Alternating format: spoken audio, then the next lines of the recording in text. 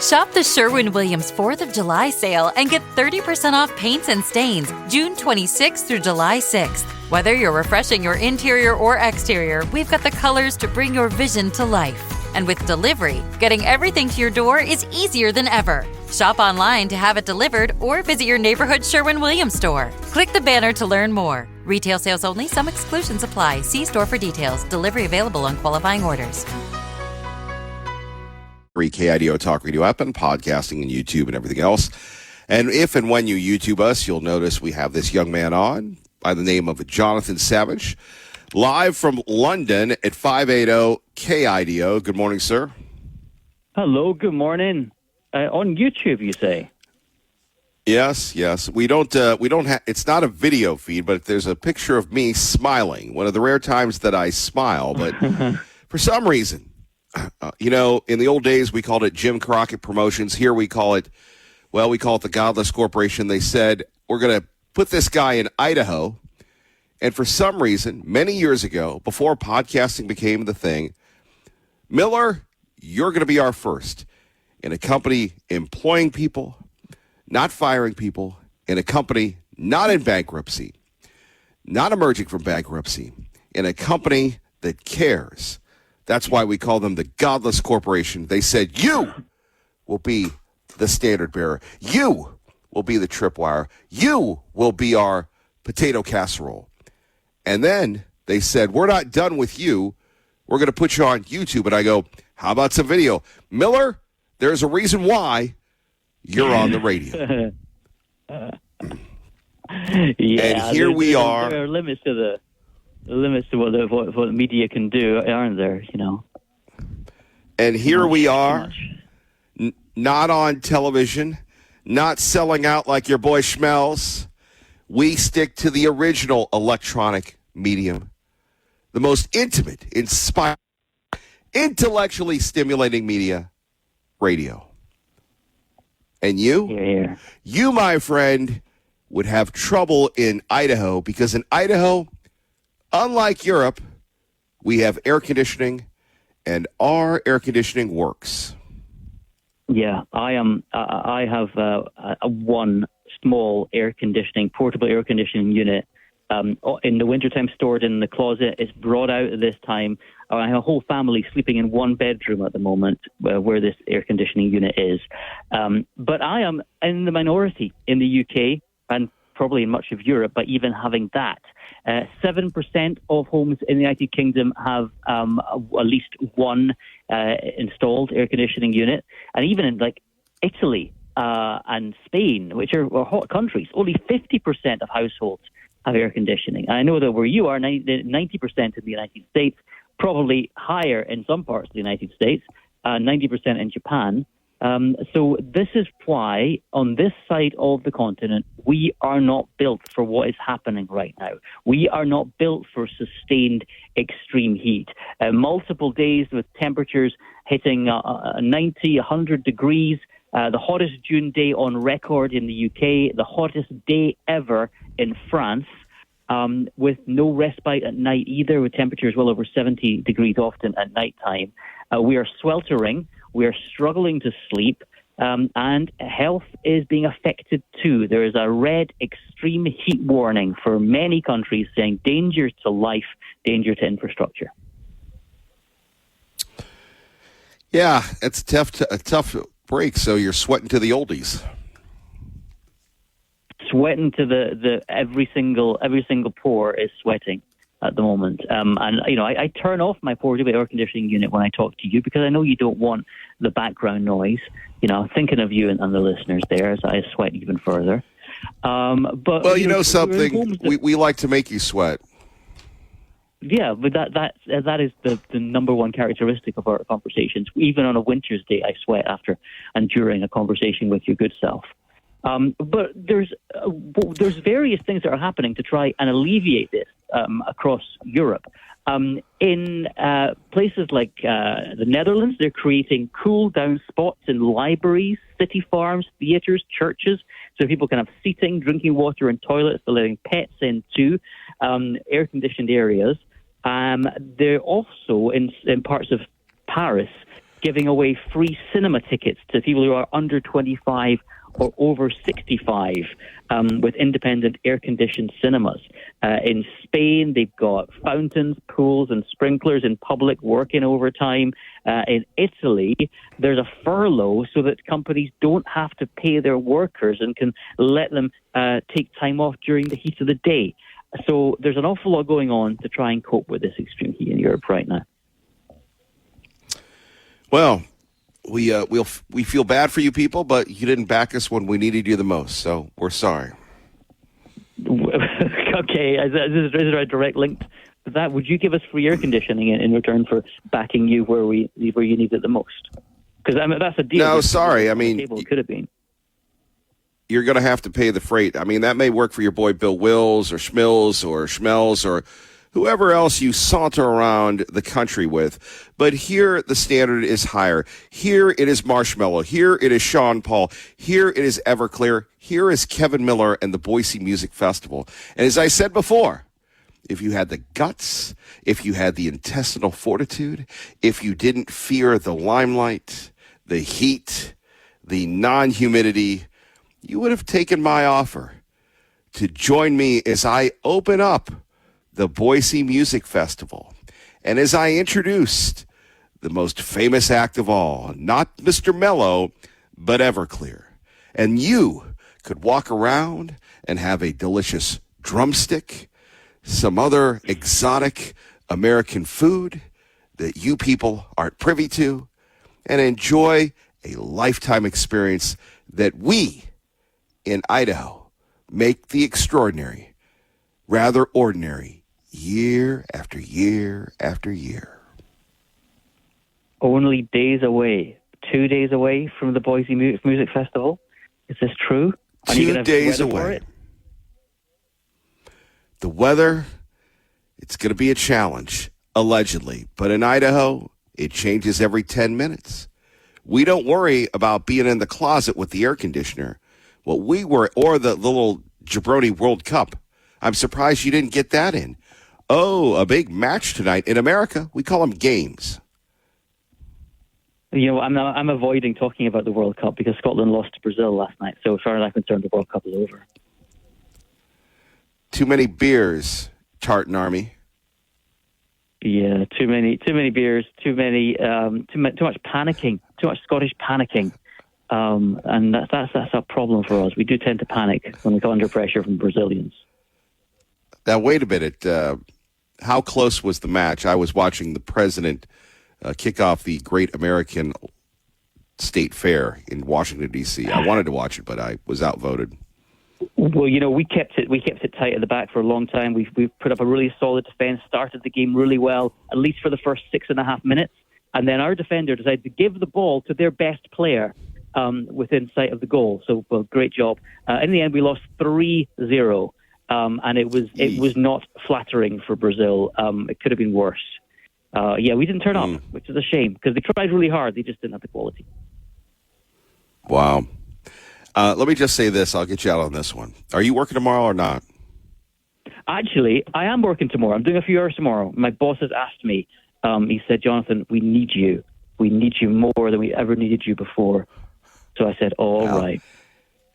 Sadly, I won't be working tomorrow. But how I addressed you in the last 5 minutes was my working relationship with John Mounts. And it was funny. You reminded me so much of John Mounts in Mountsville.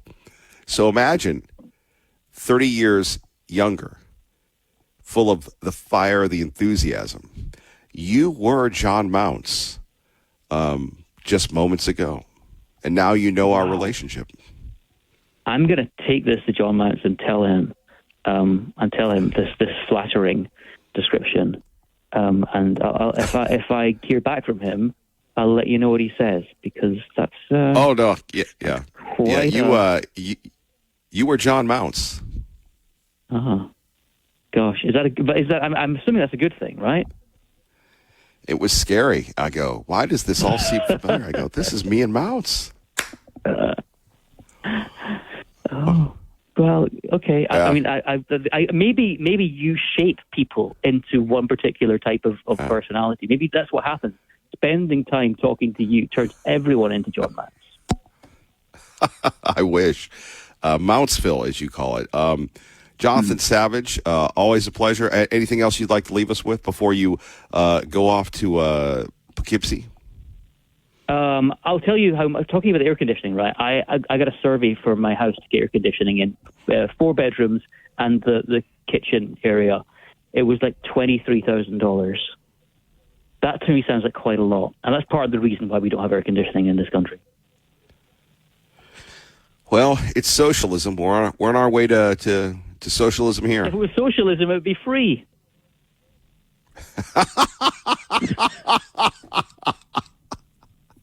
The way you said that was outstanding. Jonathan Savage, have a great day. Thank you, sir. Thank you. Take care. Oh, my. Did you hear that? If it were socialism, it would be free. Boy, major story locally, and I don't really understand this, and we've been talking to Dave Petzo for years and years and years. I really don't understand it. So a couple weeks ago, Micron stock was down to like 840. Now it's up over $1,000 a share. Now, most people haven't bought Micron stock except the people that bought it last year at 94.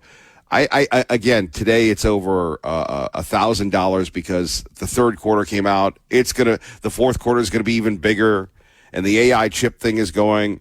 I guess what helps Boise is New York is giving Micron a tough time. So apparently, big news for Micron. Channel 7's running with. There's local millionaires. Good for them, but it's just a unique puzzle for me. Earnings, expectations, and as you know, still not a Wall Street guy, still not a stock guy, but I'm going, how does that work? Well, it's based on expectations. Okay. And then on the other end of the spectrum, Wendy's stock not tripled, but went up by 40% because people said, we have to save Wendy's. Yeah, we have to save Wendy's. So all these, what do they call them? The memes? The meme people got together and just went crazy and bought the Wendy's stock like they did, GameStop years ago? It is pretty wild. 580-5436-580 KIDO. The Iran negotiations continue. Big news last night. If you watched a little of it, I was watching Real America's News. The boys weren't on, but the American National Fair kicked off. This is the first official full day of the Great American State Fair. Today's theme is the American Cannon, again, to symbolize the kickoff to this big celebration. So normally this would be the fair. The grounds are not open just yet. But if you were to be here this early and you're walking around, you would see over 150 exhibits from states and territories all across the country representing those different areas and the activities that you can do there. There are food pavilions, places to buy merch, but entrance is free to everyone. President Trump kicked off the event last night, celebrating America's 250th birthday. There we have it. In America, we celebrate our birthdays, and then you have people that are ripping America already. We'll tell you why, and we'll tell you why they're wrong. Next, Kevin Miller, 580-KIDO. 580-5436, 580-KIDO, proudly celebrating America 250. The Faith and Freedom Coalition's 2026 Road to Majority Conference kicks off in Washington, D.C. It gets underway today with a Capitol Hill Town Hall, with other event highlights including Friday's evening of praise and prayer and Saturday's America 250 Patriots Gala. The list of confirmed speakers includes Treasury Secretary Scott Bessent, Housing and Urban Development Secretary Scott Turner, Republican Senators Marsha Blackburn, Ted Cruz, and Lindsey Graham, and GOP Congressman Byron Donalds. The Faith and Freedom Coalition was founded in 2009 by Christian Coalition founder Ralph Reed and is a conservative political advocacy nonprofit. Tanya J. Powers, Fox News. Boy, whatever happened to Ralph Reed? Nice guy. I ran into him once in an airport, just picking up his own luggage like the rest of us. And yet, many people, they've got involved in politics after Ralph Reed. But Ralph Reed, the Christian Coalition, the 700 Club, all these groups that have been around for so many years, supporting God, supporting America. And yet, the crazies have taken over in New York. The crazies have. We're going to get to them in a minute. First, I've got to share with you, I was looking at the cover of the Wall Street Journal today, and I must have been reading their mind because here it is, stock market today, Micron earnings spark tech rebound. NASDAQ poised to rally after memory chip maker quells AI doubts, oil within touching distance of pre-war levels. And lo and behold, if you haven't had your machine on buying, you might have missed out. The AI rally is officially back on. Blockbuster results from Micron are helping ease investors' recent anxieties about the sustainability of the AI boom. The company beat expectations in virtually every closed watch metric and said it expects the memory chip shortage to extend beyond 2027. You're going to love this one. Talk about ROI. Their shares soared 18% pre-market, and other stocks tied to the AI build-out are rallying too. Qualcomm, SanDisk, and Western Digital are all up 12% or more. That's helping U.S. lift the stock futures, with NASDAQ 100 contracts up more than 2%. And it goes on and on and on. Hopefully that fallout will help folks here in the Treasure Valley. Apparently there was a big vote last night concerning Micron and ACHD, and our friend Kent was the only one that voted against it. So there'll be a lot more infrastructure being created, financed by, I guess, the county and the state to feed this massive economic engine. Again, amazing when you think about Micron, how many times, and people, maybe you call it new money, but that stock has been up and down and up and down, and then it's an ode to consistency because they found their right place, if you will. It's another weird thing going on in the Senate. Remember the other day they voted to limit the president through the War Powers Act. A day after adopting a resolution aimed at removing U.S. forces from the conflict with Iran, the Senate reverses course under pressure from the president in a late-night procedural vote blocking a similar war powers resolution. It failed 50-47 after President Trump publicly and privately berated Louisiana's Bill Cassidy and 3 other Senate Republicans for voting with Democrats on the Tuesday resolution. Cassidy flipping his vote and delivering the president a victory. The Senate is now on a 2-week recess. Lillian Wu, Fox News. There we have it. The Senate once again taking time off. And I hope that I'm wrong on this one, but I'm starting to believe that this opportunity that we had with both in the House and the Senate will be one of our major regrets, that we didn't push enough legislation through. Remember, we had the shutdown. The Democrats have very astutely ran the clock out. Delay, this, that, and the other. And they've really figured out how to use the minority. They've really figured out what to do when we're talking about not getting anything done. And then another 2-week recess. To do what? I mean, if you're not passing laws, what are you doing? Just a simple thought. One more reason why I think a lot of more people will be moving to Idaho and Georgia and Florida and other red states is this guy. For the DSA members, they had to apologize for past social media commentary, the way they phrase things, talking about policies that didn't have anything to do with making it in the city. And I wanted to get your opinion on it. Are you going to take them to Mamdani's School of Politics and to avoid having their worst moments be the face of the Democratic Party in a contested midterm election around the country? I think we can see from each of these candidates that they have exactly what it takes to succeed. And we've heard from Republicans time and again that they're going to try and make these candidates the face of the Democratic Party. To them, I say that we are ready for that. Yeah, they are. Have you seen these characters? Have you heard these characters? We'll share those with you, and they're a danger to the Republic. They're a danger to our very system. We'll talk a little bit about that. Their remarks about Israel, their remarks about America. It really comes down to how do we break this down? Well, the reason why I think you listen to this program is that this is the place for politics. This is where we discuss things. and we'll go in depth for a moment. We go back to Barack Obama. You remember Obama? I remember Obama. I remember Obama was going to be filled with hope, and, oh, no, that was Bill Clinton. Obama was, yes, we can. Obama was going to save the world. And then when Obama came in, I'm going to tell you, hi, everybody. America ain't that great. And you know what? America's going to lead from behind because people are tired of us. And you know what? We should. We're a bad country. Look at me. We're so bad, I got elected. Which always, when you're thinking of people, and, Joy Reid is trying to be relevant by saying that people don't like the 4th of July and it's slaveholder this and all that. And you look at the wealth that was created, whether by luck, meritocracy, inheritance, there's still a way to make it in America. Amazing ways to make it in America.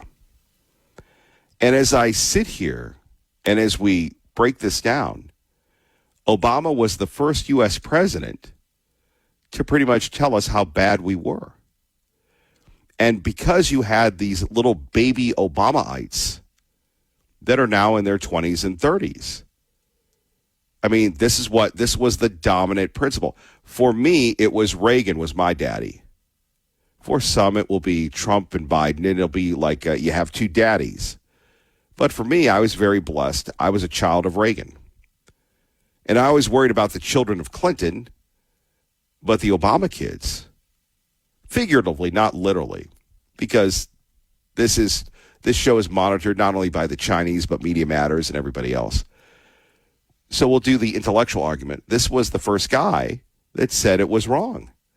And he was going to break down the establishment and the wealthy. And who's more wealthy now post-presidency? Barack Obama. It gets better. And then you have the ripoff of 2016, where Bernie Sanders rightfully was going to win the nomination. Kooky, crazy, liberal, loon, socialist. Bernie.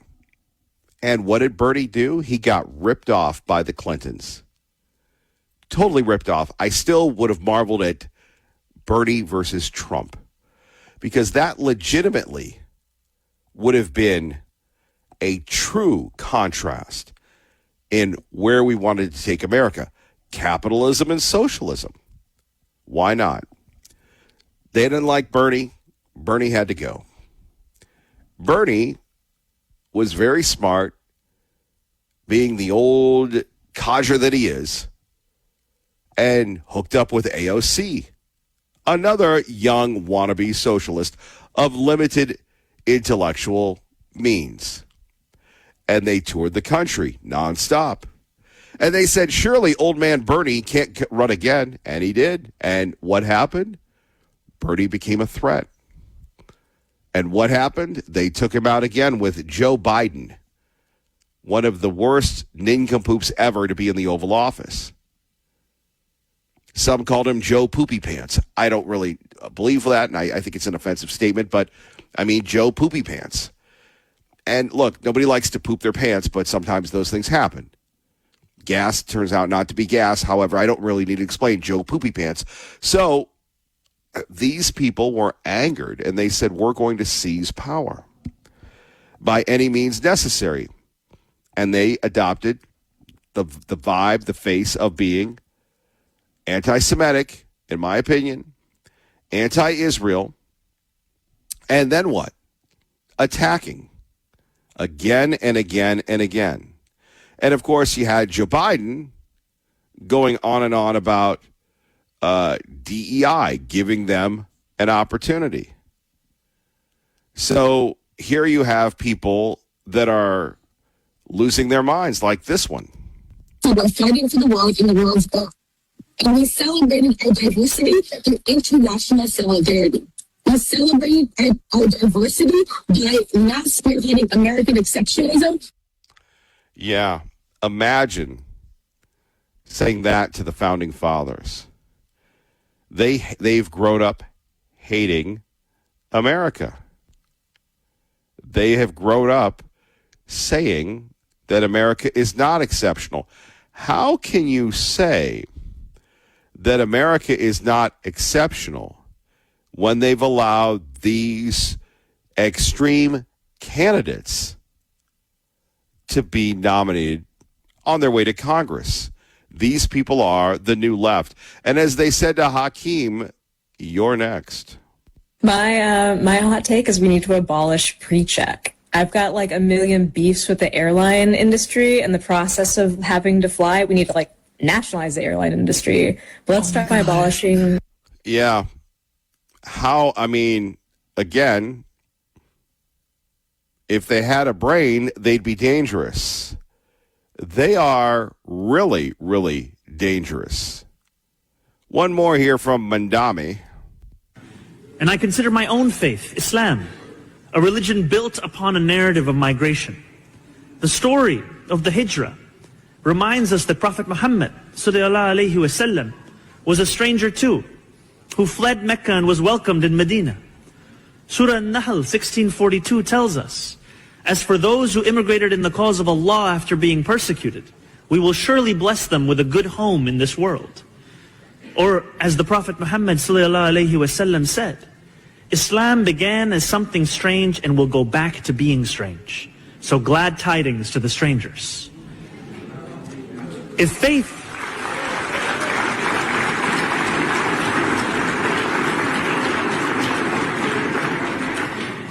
offers us the moral compass to stand alongside the stranger, government can provide the resources.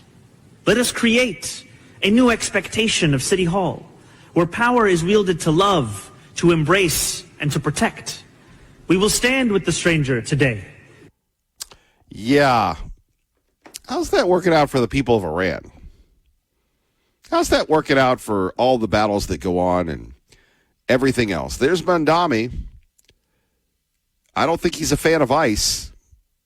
Just let everybody in and we'll have some peace, love, and understanding like they do in like Hezbollah practices, like Hamas practices. We're going to practice to get you to work safely and on time. 580 KIDO traffic. Is a gentleman as far as I'm concerned. I also think it was horrible, the anti-Haitian and anti-black rhetoric, and anti-Muslim rhetoric that occurred with the Chevalier race. But I do think economics is at the root of it, and equality. In that specific instance, but you think it had anything to do with a lot of specifics, but we need to look at what's happening. I just want you to admit what was actually behind these congressional races. We're talking all around it. No, we're not. What was behind those races was that people can't afford to live and the inequality that exists in different spaces. All right. Okay. Everyone. You're not going to admit the anti-Semitism.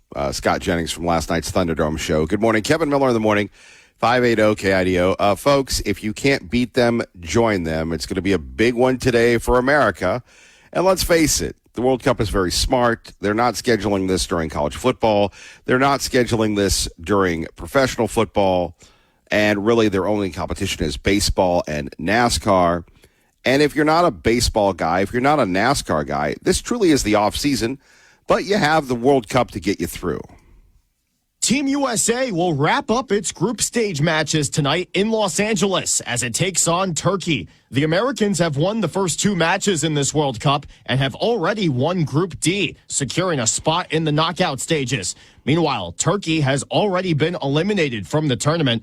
It's rare territory for the United States, as head coach Mauricio Pochettino will have to decide whether to play the same starting 11 or switch it up. What could influence his decision is the yellow cards his players have. Tyler Adams, Flo Balogun, Chris Richards, and Anthony Robinson all have one, and one more would suspend them from the team's round of 32 matchup. Kickoff is at 10 p.m. Eastern on Fox. Tony Genualdo, Fox News. It's even so bad that Jared Max is off. So you got Genualdo there filling in for Jared Max. So you want to be popular, go, hey, everybody, how about the World Cup? And people are digging it. Of course, they've expanded the World Cup. They've made it even bigger and more elaborate and everything else, and just crazy. Locally, this is interesting. We have the state Republican Party saying they want to abolish property taxes. The party, of course, has failed to abolish grocery taxes, which many elected officials still in office promised to do in 2018. But now the same party God bless him for at least doing this, unlike the city of Boise that wants to raise taxes. Boise Mayor Lauren McLean recently proposed a base increase in property taxes of only 2.7% for next year, equating to just under $10 in extra cost for average homeowners. What's $10? You don't need that coffee. You don't need to fill up your tank. One city council member said that gives him some heartburn. He'd like to explore the maximum base increase of 3%. Council member Jimmy Halliburton, you remember him, devoted to the Boise Bike Project, doing a lot of good work. He doesn't have a problem because he won his reelection in 2025 by a wide margin. Said people have reached out to him with mutually exclusive goals of affordability, keeping taxes down, but also repairing sidewalks, better maintaining parks, more police to pull concerning motorists over, and other requests that cost money. So, at the full increase, you would pay about $4.72 more than just under $10. So it would be about $15, I guess. The city would take in an additional $600,000, and then you could repair the Greenbelt. You could repair the fire and police stations. I love this. It's certainly not popular to the person who's saying, hey, well, let's actually consider taking a little more, Halliburton said. Boy, this is wild. Thank goodness we have that 2021 law capping how much cities and counties can increase their budgets. This is really wild. It is just nuts when you think about this. And you have these politicians, by the way, the mayor now, and we have your reaction to her silliness, is now interviewing people about, well, we'll get to it, she's interviewing people on the value of painting curbs. I know. And I am so sorry. And it's almost like there are two places luring me. Number one, the beloved city of Ontario. And really the entire state of Oregon. And the reason why I say that is, if you live in Eastern Oregon, does anybody love you? Whatever happened to Greater Idaho? Where are those people? Did they just give up? In Ontario and Henderson and LeGrand, it's the weed people have invaded. Has the weed made those communities better or worse? Some outstanding food processing plants. And I yearn, if I had the bandwidth, and perhaps as we continue to improve my health, that we'll be able to get back on the road. The beatings, the interviews, the insight, the intensity, the love. And as I sit there and look at those beautiful fields and those wonderful Ontario afternoons, Ontario needs us. And then, as I look behind my back, the growing socialist Sith presence in the city of Boise. Boise perhaps one day could be liberated. Kevin Miller can't do it alone. The Miller militia can't do it alone. We can only be the tripwire, the special forces to keep them at bay. But the mayor, seizing the ineptitude of the state Republican Party, continues to advance without any meaningful resistance. She continues to grab every flagpole, making it her own.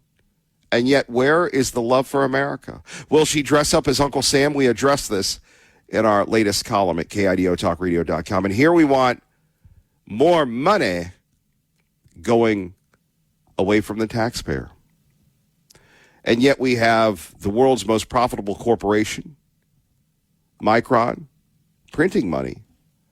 We have the growth that doesn't pay for itself. Why not Halliburton, McLean, whoever else, put things in perspective and make growth pay for itself? Oh, your little developer buddies might not like you so much, but what choice do they have? Today, Sean Hannity at 1, Kevin Miller, 580 KIDO. Paid for by Ron Grant, your safer money specialist. Here he is, Ron Grant, another early morning Ron. What's up with that? Well, the early bird catches the worm, my friend. So, yes, I'll be talking to some people on the East Coast, taking some applications, so I have to be up early and help them. Well, Ron, we take a look at, the war's on, the war's off, depression's on, depression's off, but when it hits, it hurts.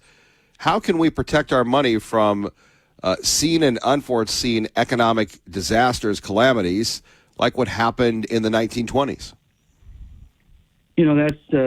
That's a very important question, and the answer is annuities, indexed, fixed and fixed index. Babe Ruth had purchased an annuity back in the day, just before the '29 crash, and he took his World Series money and then his salary and started buying them. His manager had talked him into it, and of course, when the '29 crash hit, his buddy players were in breadlines, trying to get work, and he had a good income. He had a lifetime income, and that's important, Kevin. And that's what my clients and I have done. We have an income source that we can't outlive that traditional retirement plans just don't provide for. A pile of money in a 401k or an IRA is not a retirement plan. It's not. I coined a phrase over 17 years ago: mailbox money. My clients and I can go to our mailbox for the rest of our natural lives and pick up a check, and then when we've passed away, whatever's left goes to our beneficiaries. If we have a spouse, then when we pass away, that spouse gets that income for the rest of their life, and whatever's left goes to the beneficiaries. So it's important, Kevin, to have something like that to make sure your dignity money is intact and you can live a happy and comfortable retirement, because that's what you worked hard for. Well, and to avoid that uncertainty, Ron, how can people get a hold of you? Well, I put together an educational website. There's articles to read. There's videos there that they can take a look at. There's even a book that they can download, 10 Things to Know About Retirement Income. And they can also email me from the site, and that's safermoneyspecialist.com. But, let's have a phone conversation right here in the Treasure Valley about, number one, how to have a guaranteed income that you can outlive in your lifetime, zero stock market risk, but most importantly, Kevin, legacy protection for you and your family, because that's your dignity money. Why would you want to give it away? So call me, 208-660-1372. Ron, we always appreciate it. Thank you. Appreciate you, buddy. Have a good day. Paid for by Ron Grant, your safer money specialist. And welcome back. Kevin Mill in the morning, KIDO Talk Radio. Phone number is here, 580-5436, 580-KIDO. Looking at a couple things, Boise's proposed 2027 budget would be the largest ever at over $1 billion. Apparently, initial motions were made by the Boise City Council this week regarding the city's 2027 fiscal year budget at the Tuesday meeting with some hesitation. Man. So, and we take a look at this on our website, KIDOTalkRadio.com. Some excellent articles. Very productive day for me yesterday. So we have Boise wanting to increase property taxes, and then you have the state party, the Republican Party, wanting to eliminate property taxes. The key question here is, those are all wonderful things, but where are you going to get the revenue? Where's the revenue going to come from for any of this stuff? Somehow, and again, all things are not equal. Florida is not Idaho. Idaho is not Florida. But Ron DeSantis, the governor, has figured out what he's doing, and they are looking at these things, which is fascinating when you think about that. But when you're taking a look at $1 billion for the city of Boise, that's a lot. Initial motions were made by the Boise City Council regarding the city's new budget. Now, again, we always give credit. This is the Idaho Press. The budget discussion was preceded by the revelation of a $3 million surplus from a mix of sources, including revenue that was higher than projected, an increase in taxable value with expiring Western Urban Renewal District, rather than increase property taxes by the maximum 4%. This is why they went with 2.7%. To know we had more growth and more revenue coming in from sunsetting Urban Renewal District was really helpful, Mayor McLean said. So when you look at the city of Boise, $1 billion city, So one of the presentations was by this Alicia McAndrew, senior manager. The bill has resulted in a 10% reduction in revenue from new construction, a loss of $325,000 this past year. The city is unable to tax new developments at a rate that is proportional to the area's skyrocketing growth. Well, why? People say that this is an issue across the Treasure Valley. Why not solve that issue instead of sticking it to the people that have been here, that have supported you, that have continued to fund your salary, your benefits, your retirement? Questions that should be asked to these people. Now, the Boise 2027 budget would be the biggest budget yet, $1.2 billion. Last year, it was only $949 million. And the year before that, $877 million. Now, again, you have all this growth coming on. Again and again and again, that is not paying for itself. Here you have it. McAndrew said the city is benefiting from development fees on major projects. Quote, development fee revenue has been the headline story when I speak to you with the past several months, and it continues. So we have Micron, multifamily housing developments, and hospital expansions that are apparently paying, but there is more going into it again and again and again because of the massive growth. Of course, Boise's pretty much decided they're not going to grow, and they're going to limit itself because they have this progressive form of government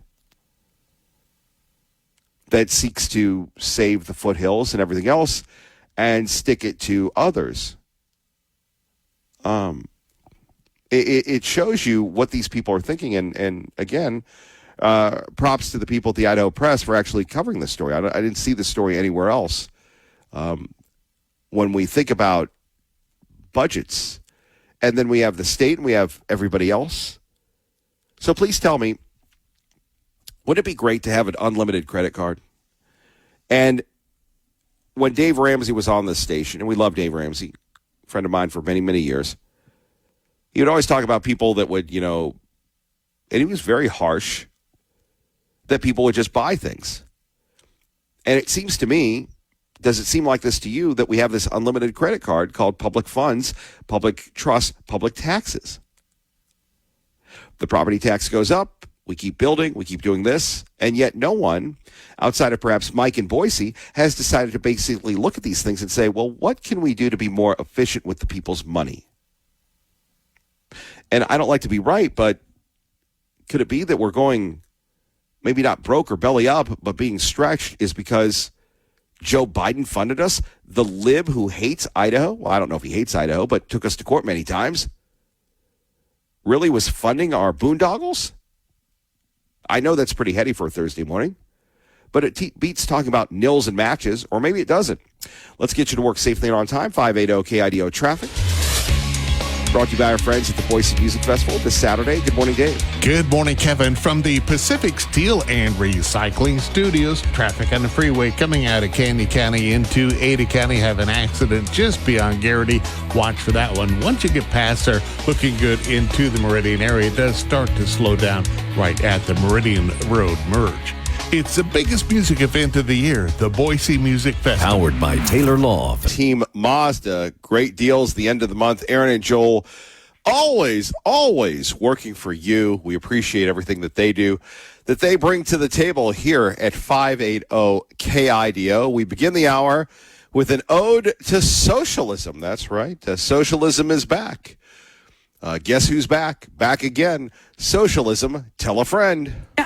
I disagree with that. I think that New York is the nation's cultural and political capital, and that's just a fact. And I think the Democratic Socialists of America is a force to be reckoned with at this point. Yes. I really do believe that. You mentioned these other candidates that won, but you didn't mention Brad Lander, who ran on basically a Democratic Socialist platform. He ran on building more affordable housing, protecting reproductive rights, the fight to protect and stand up for the LGBTQ plus community, Medicare for all. Who did he unseat, though? Who did he beat? He beat another Democrat. He beat Dan Goldman, who led the impeachment against Donald Trump. Yes, but you took out a sitting progressive liberal who was a liberal hero 2 years ago. But because he believes in Israel's right to exist, he lost his seat. Perhaps Ouch. Ouch. By the way, it looks like the algae is gone. We do see that cut in the reflecting pool. Those of you keeping score at home. Amazing how much people hate America. And like that lady said, took out a sitting Jewish congressman that led the impeachment of Donald Trump. That wasn't good enough for the mob. And that's why I love Alexander Hamilton. He understood the threat of mob rule. He understood the challenges we all face. By the way, we not only talk about the Boise Music Festival, your chance to win tickets, but the KIDO Talk Radio website. Let's take a look at some of the trending stories. Idaho snacks here, gone, what have you. Take a look at whether your favorite snack is getting the boot. Our 2026 guide to fireworks in Idaho. Idaho Patriot Thunder, when to expect delays on 84 this weekend. And finally, read what you are saying about the Boise mayor's social media presence. A lot of stories here, and of course, following up our story, her leadership focusing in on getting clicks as opposed to cutting taxes. With those stories in mind, we go to Al in Ontario at 580 KIDO. Good morning, Al. Good morning. Yeah, Kevin, you got to understand, everything is related to everything else. Okay, so, when we're talking about Jefferson and Hamilton, what you really have to understand, okay, you bring in all of these externalities about their relation. Oh, this emotional, this Aaron Burr, this, that, and the other. No, all it comes down to is logic and reason, Kevin. It's logic and reason. This is what you have to understand. It's just Thomas Jefferson's ideas versus Hamilton's ideas. Nothing about, well, he voted for him and he likes him and he doesn't like him. No, that's feminine. Okay. We just look at logic. Okay. Just logic here. And what you see is the very basis of their problems was the fact that Hamilton wanted to start the state bank. Okay. But, Jefferson said no because he opposed paper money and private banking, believing that they caused currency devaluation and allowed the wealthy to exploit the working class. He warned that these private institutions controlling the money supply would create cycles of severe inflation and deflation, ultimately stripping everyone of their property. That's what Jefferson understood. It's what you don't understand, and it's what the people don't understand. You see, oh, I like Hamilton. No, Jefferson understood. And he said that what it's going to do, it's going to leave our children homeless. They will wake up homeless, okay, in this nation. But that was the fundamental problem with Jefferson and Hamilton, because it was the necessary and proper clause. Okay. And Jefferson said, what is necessary? The bank is not necessary. No, because what they're going to do is destroy the currency. Okay. And what do we see today? Exactly that. Jefferson was absolutely correct. Okay. And then, there's no question about this. And what do we also see? We see these judges. Jefferson was the great one. We see these judges now, everything. The judge strikes down ICE crackdown. Okay. And how does that happen? You talk like this is, wait a minute. You talk like this is new, number one. Number two, that Thomas Jefferson's daddy was my boy Alexander Hamilton, because without Hamilton, Jefferson would not have been elected president. It would have gone to Aaron Burr. And you're right, Al. We don't want to let facts get in the way of your twisted narrative. Look, Aaron Burr was a crook, and he had some of the same. He would have been president if Hamilton didn't destroy him. And he did it for the good of the country. Because he allowed that fatally flawed Jefferson to get in. No, let me tell you something. Jefferson and Madison were tight, okay? And Hamilton was not that tight with Madison, but nonetheless, let's just understand. Madison was a social climber who decided to leave his beloved friend because he got a better offer from Tommy Jefferson. No, he wrote the Constitution. Okay, logic and reason. You see, this is where you go. Alexander Hamilton had to teach him to do that too, because he only knew what Hamilton told him until Jefferson swooped him away. Let me tell you something. Oh, yeah, that's why the necessary and proper clause. Look, words mean things, okay? You ever notice when you get Al with facts, he just starts yelling? The bottom line is Thomas Jefferson owes everything to Alexander Hamilton. You should admit that. Well, look, I don't admit that because you have to realize Hamilton and Jefferson were both on the right and left hand of George Washington. Okay, so they both had their different ideas, but the reality is this: what does it all come down to? And you said something silly yesterday. You said, "Oh, we all know about this in Mark Levin." Look, Kevin, I am more impactful in 2 or 3 minutes before you cut me off than Mark Levin ever will be on this subject. More like 20 minutes. Mark Levin wrote a book on it. Mark Levin is a constitutional attorney. Al, you hang out in the sauna with the boys that are very happy about it. Listen, let me tell you something. Mark Levin doesn't. He talks a lot about these things, and yes, he's right. He's a Jeffersonian. Okay, he definitely is a Jeffersonian, and he talks about these. You know something? Let me tell you about Mark Levin. The last time I saw Mark Levin, I was in the map room of the White House. Last time I saw you, I was at Eagle Country Christmas that I believe got canceled. What does that have to do? Listen, you see, this is the thing, Kevin. What I'm trying to do. It's all about credibility. You're attacking a man that I had, a chance to. He was number one to meet the president. I was number two. Now, you met me at Country Christmas, which was canceled. I'm saying, in context, who has more credibility, Al? You're going after my good friend, my mentor, Mark Levin. And I'm just saying, okay, this is my life experience with both of you. You hang out in the sauna with the boys, and you get mad when they close down the locker room, so you can't sing YMCA. Mark Levin is Mark Levin. I'm not attacking Mark Levin. I love Mark Levin. What I'm saying is I'm more impactful because what I do is I tell you things like what, Jefferson said. He said that, we're going to have a despotism of oligarchy if we allow unelected life tenured judges to override the executive and legislative branches of the Constitution, and they'll make the Constitution a mere thing of wax. Okay, I give you the absolute, the basics there without anything else. And people don't read books anymore. You admit that. So they're not reading. They don't know anything about Mark Levin. I mean, I do because I read Men in Black and I've read his American Marxism and I've read these things, but most people don't. So in a couple minutes, I'm being very impactful by telling you the basics of how these things are happening to us. It's all about the tyranny of words. Okay. And what happens is the left is winning because what they do is they understand that, using these abstract terms and avoiding concrete things, avoiding concrete understandings like the Constitution, right? Okay. And they avoid what these words really mean so they can mean anything. And that's exactly what the sophists in the judiciary do. And they make it, just so delightfully vague. They just cultivate the delightfully vague. Isn't that nice? And that's exactly what they do. And this is the problem, that people don't understand this.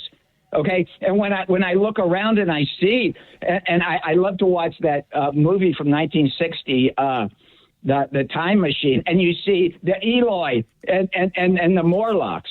Okay, that's how we're going to evolve. And the Eloi, they're going to be the rhinos because they're so dumb they don't even know how to defend themselves, and they just go along doing anything. The Morlocks, well, look, some would say that the rhinos are running this state. It's and that's just how it is, and that's how it's going to be there, buddy. Welcome to Rhino Land. That's exactly right. But what are you doing about it besides professing your love for Thomas Jefferson, who again owes everything to my boy, the real American, Alexander Hamilton?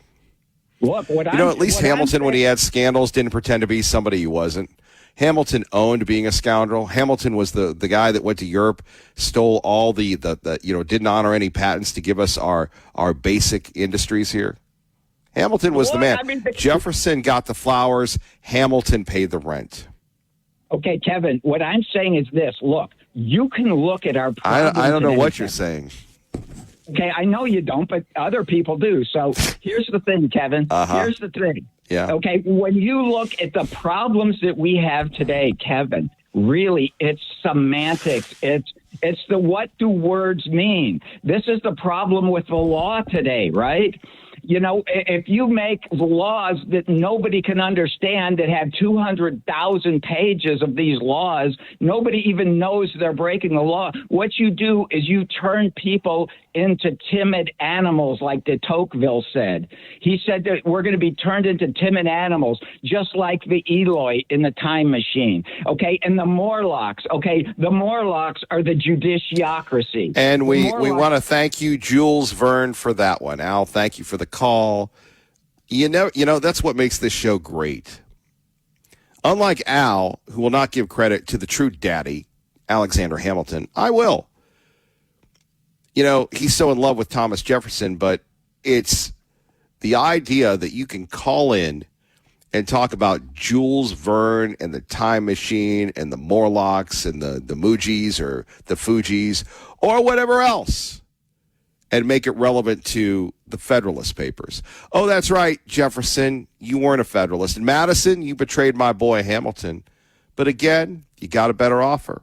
Let me tell you about a better offer. We're down to the final days of June, true believers, which means we're also down to the final days of some really incredible offers at Team Mazda and the Pre-Owned Superstore. Let's start with the big one. The big one, Kevin Miller? The big one. Right now, you can get 0% financing for 72 months plus no payments for 90 days on the Mazda CX-90 plug-in hybrid. This is the hybrid that makes sense for a lot of people. Plug it into a regular outlet at home and get about 25 miles of all-electric driving for your daily routines. Beep, beep. Then, when it's time for a road trip, it automatically switches to gas, so you never have to worry about finding a charging station. Now, if you're shopping compact SUVs, you owe it to yourself to compare the Mazda CX-50 to Toyota's RAV4. A lot of people do and end up choosing the Mazda.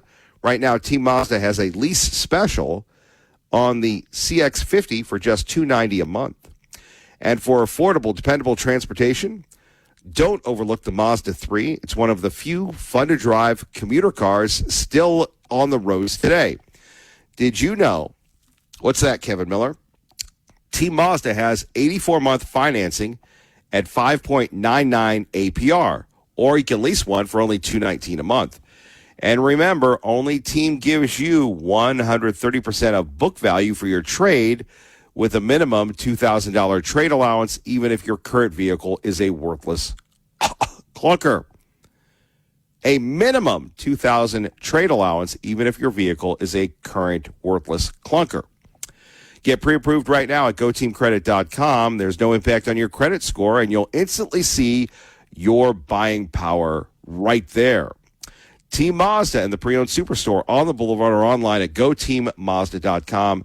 That is GoTeamMazda.com. Please tell them Kevin Miller sent you. Coming up, are we living in socialism or are we living in America? Has America become a socialist country? Think about that for a moment when we're looking at the world that we live in today. Most of us understand the term democratic socialism from our world history classes in high school. Are we reliving the 1900s right now? Scary thoughts, if you will. Plus, does the president have anything to lose?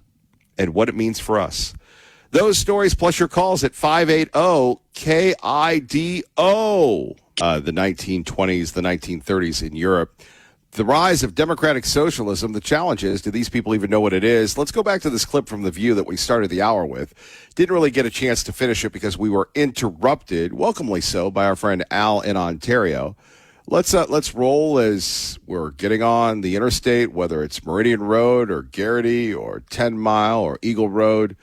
We're all rolling. Of course, if you're working, you're probably, I know, it's such a pain getting on at Meridian Road. However, as we all lurch our way to work, if you're working, you're probably one of the few. We're entering the slowest times of the year, if you will. the week before and after the 4th of July. We had, that only rivaled the week before, after Christmas and before New Year's, Thanksgiving, weeks before. It used to be just a week. Now it's almost like a 3-week period, if you've noticed. I've noticed that traffic during my commutes has been down a little, significantly, which is great. However, people go away, they come back, and I hope that you have a safe and happy holiday. Now the city of Eagle banning fireworks in the foothills. I believe the city of Boise does that. Ada County banning fireworks. We're in a drought. So what do we need? We need to take care of one another.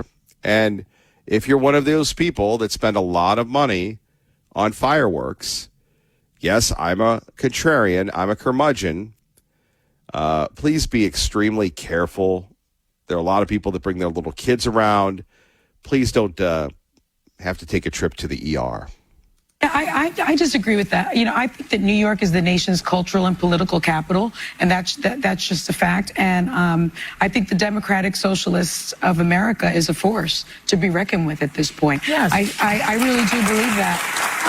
You mentioned these other candidates that won, but you didn't mention Brad Lander, who ran on basically a Democratic Socialist platform. He ran on building more affordable housing, protecting reproductive rights, the fight to protect and stand up for the LGBTQ plus community, Medicare for all. Who did he unseat, though? Who did he beat? He beat another Democrat. He beat Dan Goldman, who led the impeachment against Donald Trump. Yes, but you took out a sitting progressive liberal who was a liberal hero 2 years ago. But because he believes in Israel's right to exist, he lost his seat. But because perhaps it's time for change. Perhaps it's time for change. The Democratic Party, for a very long time, has been searching for an identity. A liberal, beloved on cable television, the prosecutor of President Trump, was not enough for the mob because he's Jewish. The Democratic Party needs an identity. The revenge of Bernie and Obama is upon us. Their children are coming to feast on the Constitution. Only the Republicans can save the Republic. And I see a great parallel between, to your point about the right, I see a great parallel between the rise of the Tea Party in 2009 as a rebuttal, basically, to President Obama's policies and the financial crisis, and the Democratic Socialists of America's rise in 2000. It's almost like she's talking about the Justice Society of America. The Democratic Socialist Society of America, what?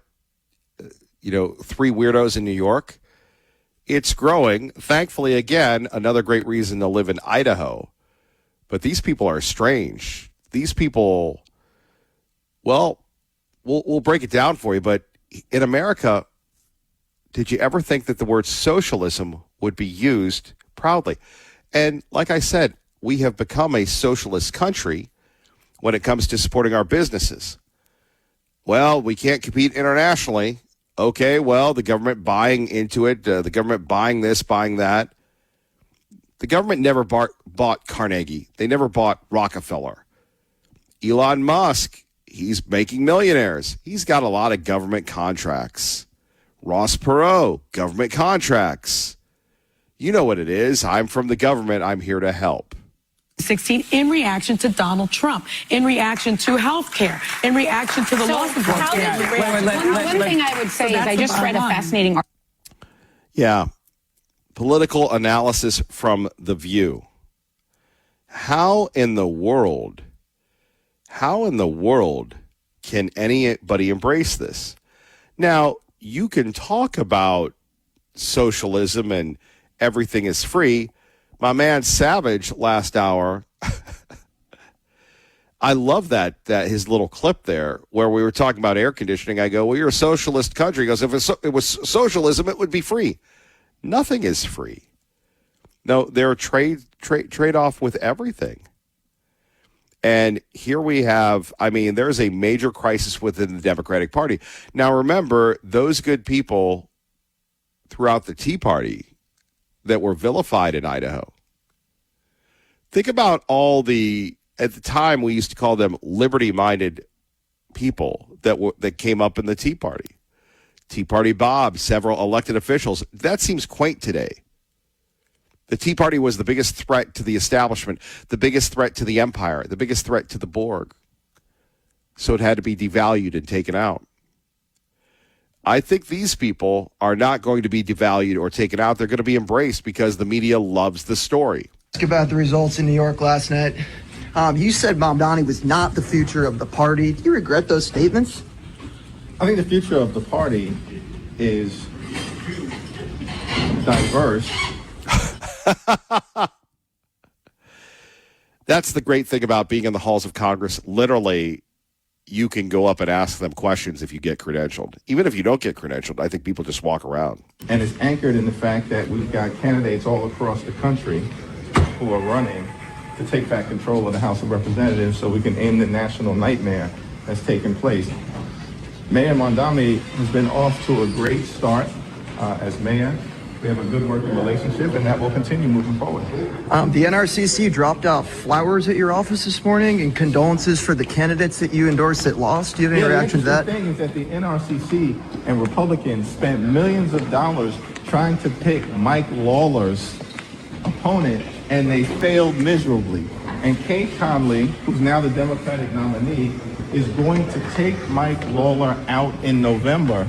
We're going to take back control of the House of Representatives. And then finally, do you have any comment? Are you concerned at all about a primary challenge in 2 years from, a Mamdani endorsed candidate? When you ask me a serious question, I'll give you a serious answer. Why do you think the Mamdani endorsed candidates won? That's a good question. Because they have the passion and they are saying what people want to hear. Free this, free that. Oh, we're going to raise your taxes, but everything is free, free, free. As Ron Grant would say, that means fee, fee, fee. Let's get you to work safely and on time. Like I said, we can't do much about the traffic, but we can entertain you on your way to and from work, or if you're just passing through, maybe you like what you hear, share it with a friend. The free KIDO Talk Radio app or our podcast. Conservatives love us, and liberals are inspired by us. We go to Brian in Nampa with Kevin Miller at 580 KIDO. Hello, Brian. Hey, Kevin. How are you? Like you, still here. Yes. Yeah, still here. Hey, I got a question. If we're socialists, explain how Trump got reelected. Like, I'm not saying too big to rig. Too big to rig. Okay.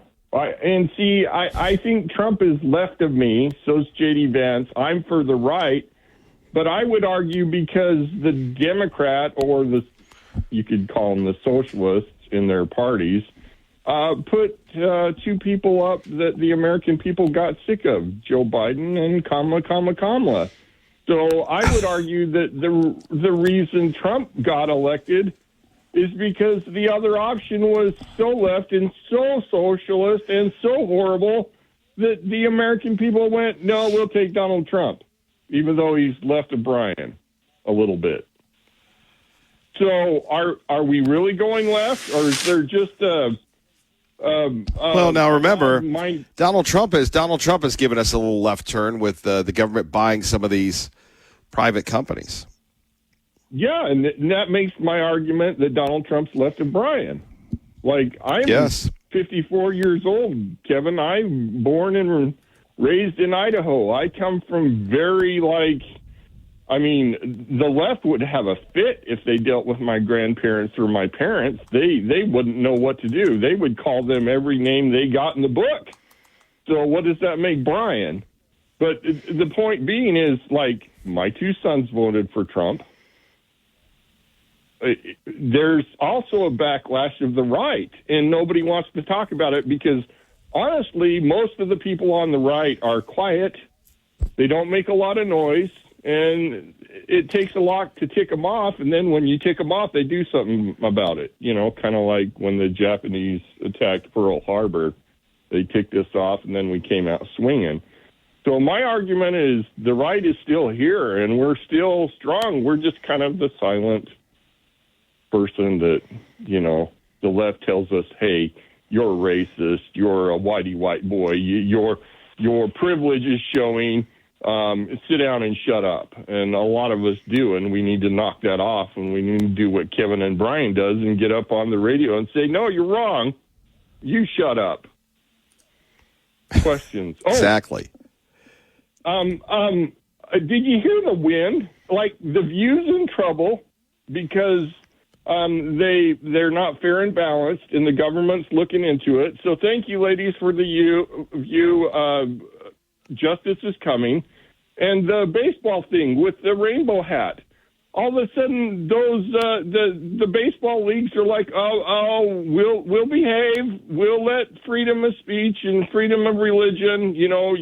We're not going to fine our baseball players that have different religious views than the alphabet soup people's religion. So, I would just, I guess, encourage everybody to get out there and voice your opinion and don't let anybody tell you otherwise. Like, Trump won. We're winning.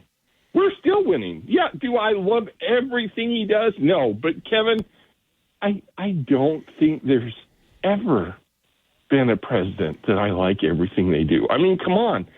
This is Earth. Is there anything perfect on this planet? Jesus, maybe, when he came? But, anyway, love you, Kevin. Love the show. Love you, Brian. Thank you very much for the call. We continue to battle socialism here in the morning at 580 KIDO. You take a look at the Democratic Party. Really, what should the Democratic Party's new symbol, what should it be? The logo of the Democratic Party should be a hammer and sickle, a box cutter, and an American flag that's permanently on fire. Is it catching? That's what this is. I was interviewing a senator today, and he told me definitively, Zohran Mamdani is the heart and the brain of the Democratic coalition right now. There we have it. The hammer and the sickle. We're bringing back the old Soviet Union.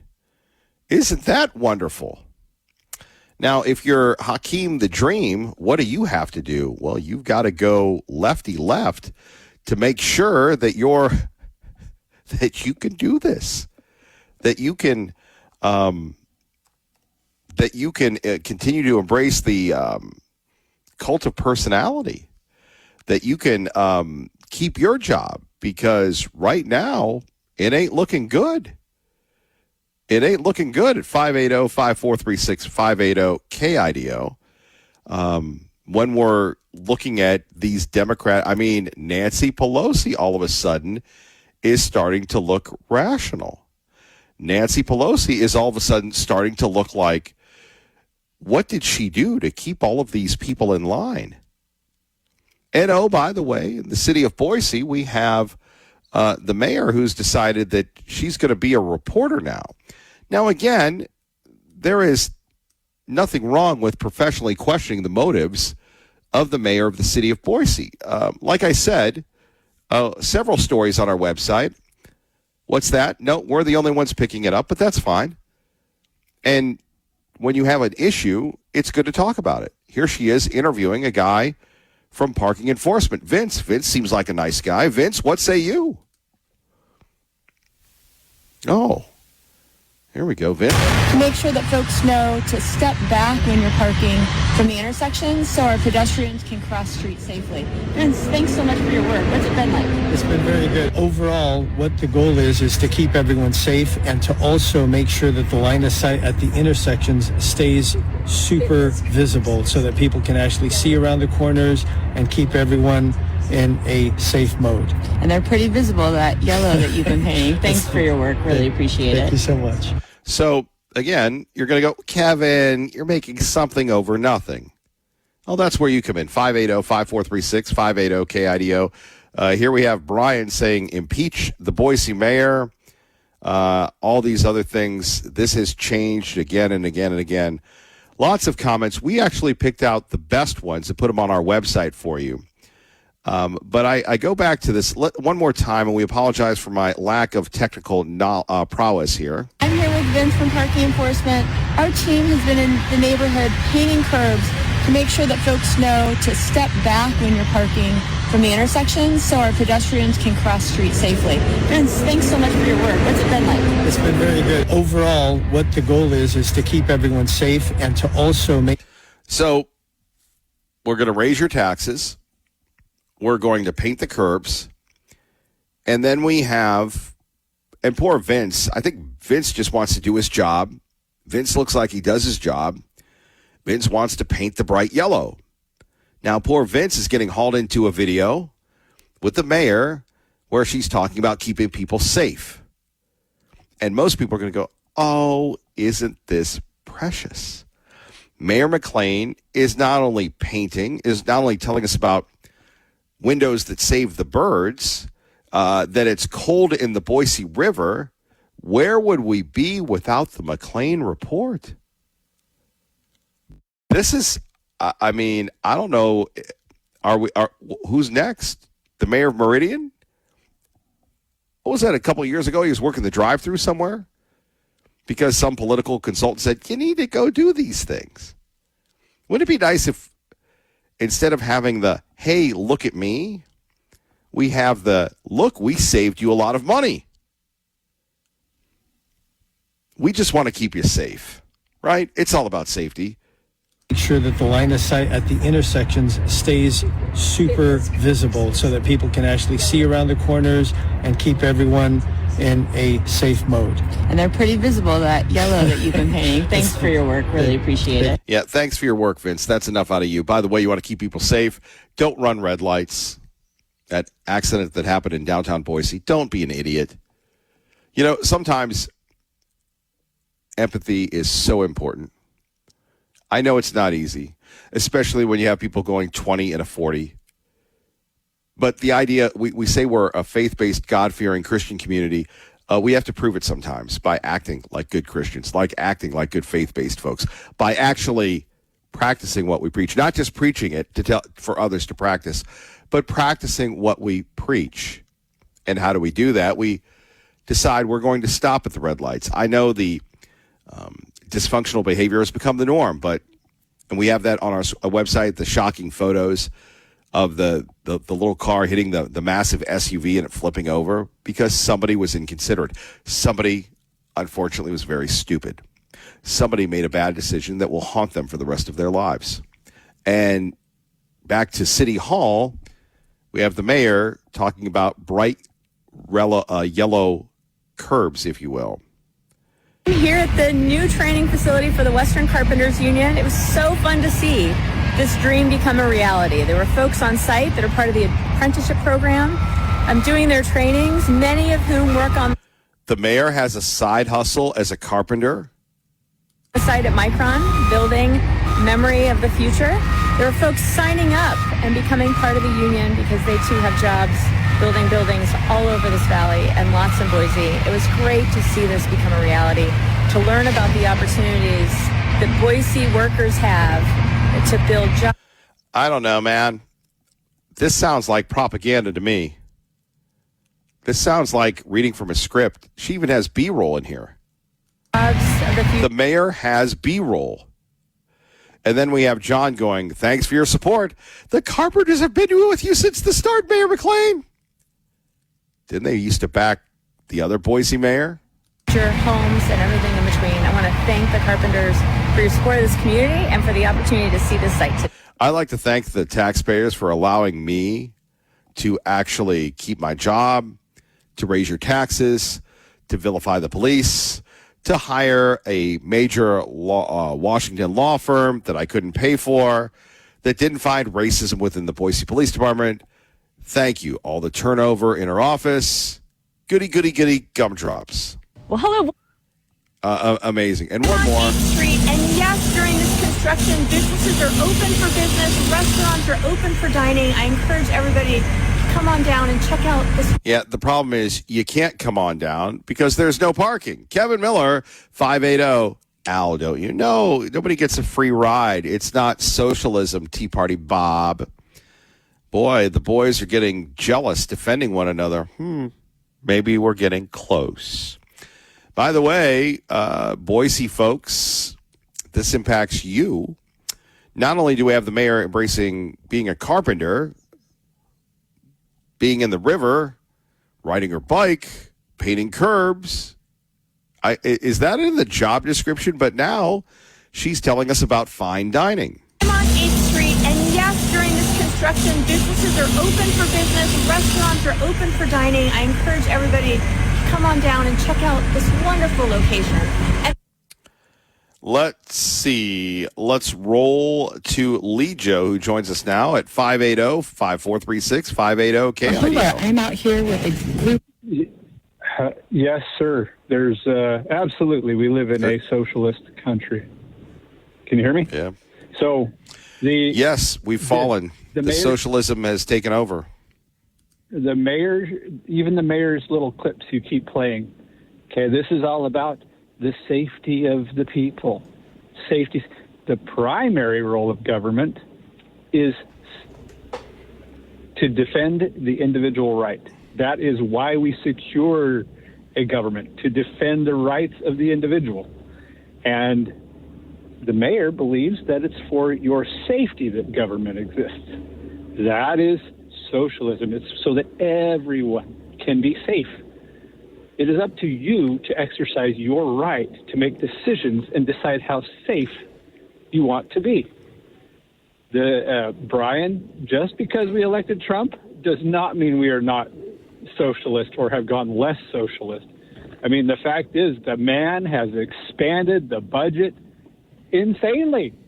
The ICE budget was plenty to deport and get rid of everybody that needed to be sent out.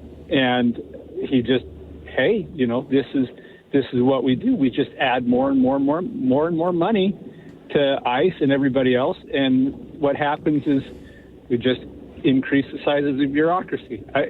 Doge came along and then Doge was cut because the socialists, who are a lot of the giant corporate entities that back Donald Trump, that group of socialists said, hey, we don't like, these budget cuts that might hurt our bottom line. We are Idaho and the United States are run by corporate socialists. And by that, I mean, they don't espouse socialism. They espouse that their rights are greater than ours, or that their corporation, if it's for the good of the corporation, it's for the good of the country. Well, the country doesn't exist for the good of the corporation. It exists for the good of the individual. And that's what we keep seeing over and over. Trump does it. Little does it. They all do it. And we live in a socialist country because of it. It is no longer a constitutional society.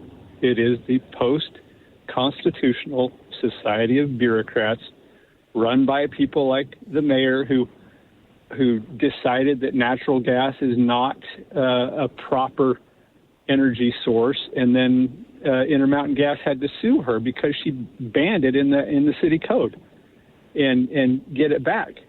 This is all for the greater good. There's almost nothing left of the Constitution. It's wonderful for you and Al to debate Madison and Jefferson, and they're 100% irrelevant to the society that's living here. There's very few pieces of the Constitution left that, as Al was pointing out, the judiciary hasn't absolutely destroyed, mocked, and turned into, toilet paper. I'm sitting here, I'm working through my capitalism phase, trying to start a business, and all I have is bureaucracy coming at me every direction. This board of this, blah, blah, blah, and it's all for your safety, Kevin. It's all for your safety. Free market? Well, sure. I agree. I agree with you on that, but I have to hit you with this because I don't know if my perspective is right. I believe that I'm right, but everybody does. I mean, what's with these goofy videos? What's the deal with this? She's got it. She's got an election coming up. You heard Lynn Bradescu say, "Hey, we might have some real candidates against her." So maybe she's gotten wind of this, and now I got to get out there. I got to say stupid things in front of stupid people, and as usual. You know what I love about you is hold on. You know what I love about you is you tell the truth. Do you have any faith that there's any type of legitimate Republican opposition based on the current fallout of the state GOP? Well, I know we need to organize against her. Yes, or hold on. I don't Yes or no? Do you have any faith that anybody legitimately would throw their hat into the ring, considering the catastrophe that was the state GOP convention that they want to cover up? I don't think so. I mean, and as far as the mayor goes, I would campaign for a moderate Democrat myself. Anything to get rid of the straight up. And honestly, you listen closely to what she says. Her and Mamdani are, peas in a pod. It hasn't been exposed how bad she really is and what she really thinks, and how every decision she makes is for the greater good, and, just the religion of feelings of the elemental P's is her religion, and you have to believe her religion. That's how it is. She's going to force you to follow what she says. The state GOP is sitting there, has one thing we could focus on. One thing is her, and we will just continue fighting, just fight, and the establishment will hold their money, and the constitutionalists will, rail against them for not being constitutionalists. And well, no, but they have a problem. It's called a purity test. The constitutionalists, or whatever you want to call them, they have a purity test, and they love calling people names. But where's their solution? Tell me what they've really accomplished. How do we get money? Besides being the worst fundraising state organization in the country. Yeah, I don't know. Yeah, it's a problem of having principles. One outfit has principles, the other one principles are fungible, and then we have the pure. How do principals pay the rent? That's what's not happening. Yeah, the principals aren't paying the rent, and I guess that's the problem with having principles. Ish. Yeah, having principles allows Mayor McClain to skip and jump through the city of Boise. Exactly. See, I believe that people have principles, but you have to be practical. And when you condemn people that you agree with 90 to 95% of the time, then you're a loser. And going back to the apathy thing that the Republicans have, we have this problem where we just want to forgive people. And so we just don't do anything. We just forgive you, and we don't do anything. That's what it's at. Lee Joe, thank you for the call. We're rolling 580 KIDO. Thank you, Team Mazda, for sponsoring this portion of the program. We're rolling 2 down, 2 to go. Won't you join us? Kevin Miller, 580 KIDO.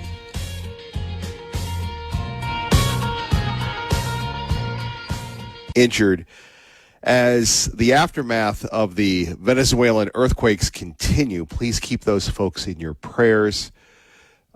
Whether you're talking about Caracas or Yumar or any of the other places, historic earthquakes really shocking the world. And again, we pray for those people that are affected, all those folks.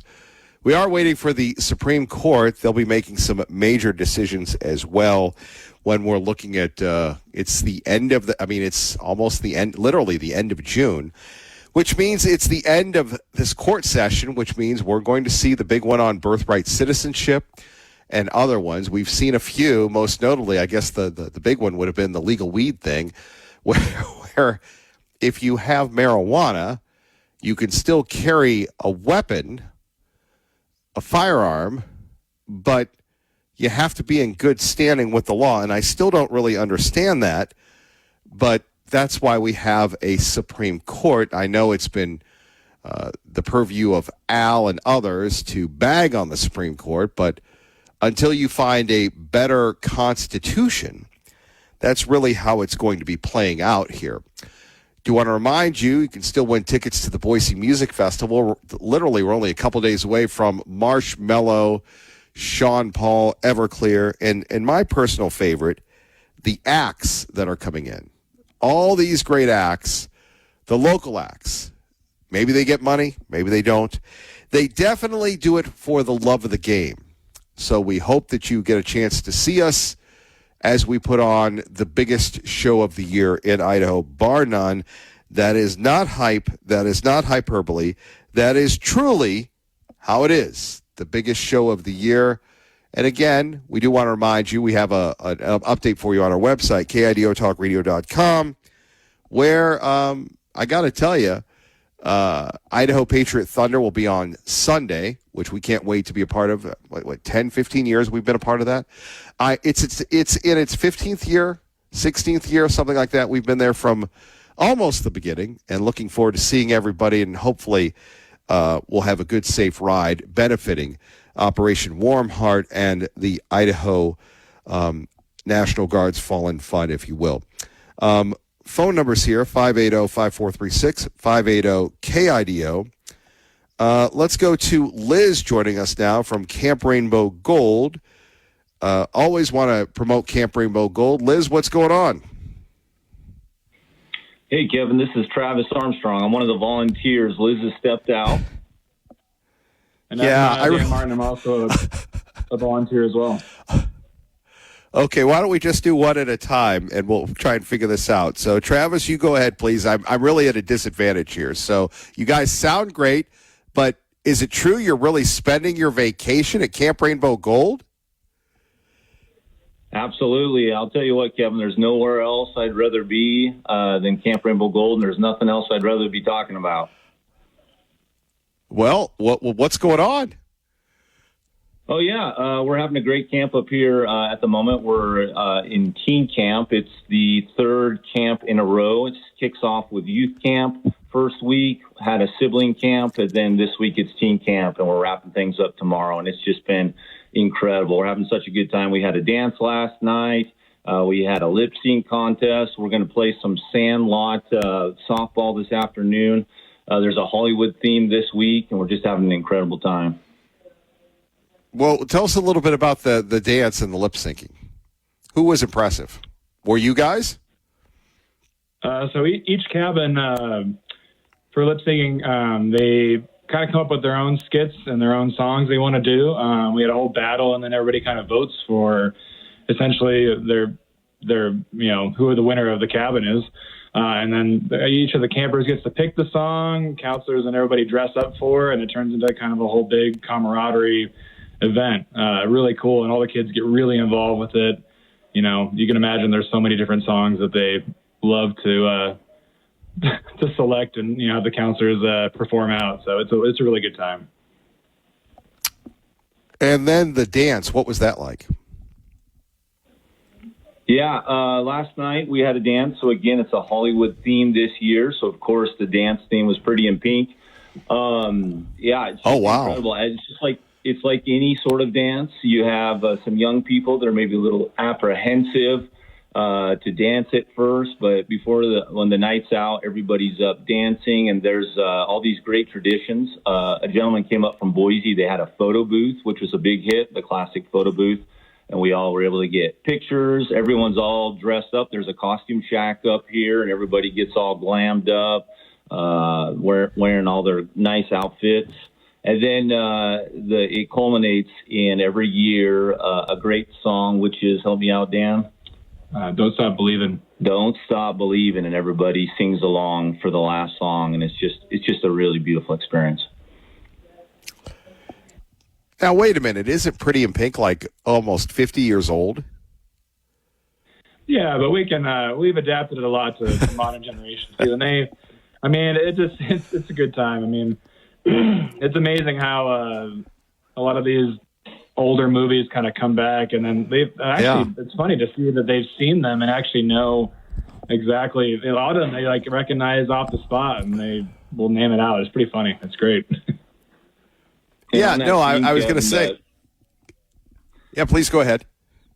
Yeah, on that theme, there's just this incredible staff and volunteers that put these camps on, and they're so ingenious with their planning. So there's this Hollywood theme. So the cabins are Goonies, Barbie Cabin, Jurassic Park, and Parent Trap. And so everything runs in that theme this week, and it's just been a blast.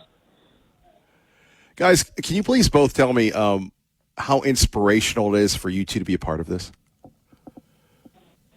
Oh, it's amazingly inspirational. I've been coming up here for about 9 years, and I first got involved with a camper 9 years ago. I was going through cancer treatment at the time, and got to experience kind of what camp was all about during that first year.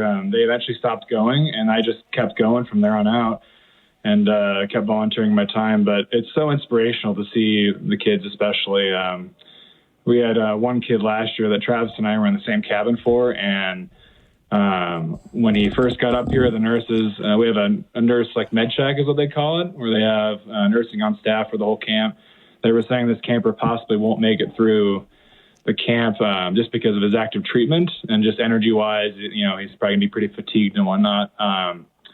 And it was, when he first got here, we could definitely see that, but it was really cool to see through our activities such as archery and mountain biking and stuff, he really started to kind of light up. And archery was his favorite for that camp. And, just turned into a completely different kid. By the end especially, he had no appetite at the beginning. He was starting to eat. He turned into like a garlic breadstick fiend. So that was the joke between the cabins of just like, once we found a food that he liked, that activity, and then he started getting involved with all those skits and activities and campfire. And it was really such a cool thing to see. And then he came back this year and he's like double the strength and double the sassy, fun kid that we've become to know. He's a good guy. Well, boy, that is so wild. The magic power of garlic bread. Obviously, Camp Rainbow Gold is such a tremendous local success story, state success story, and it means so much.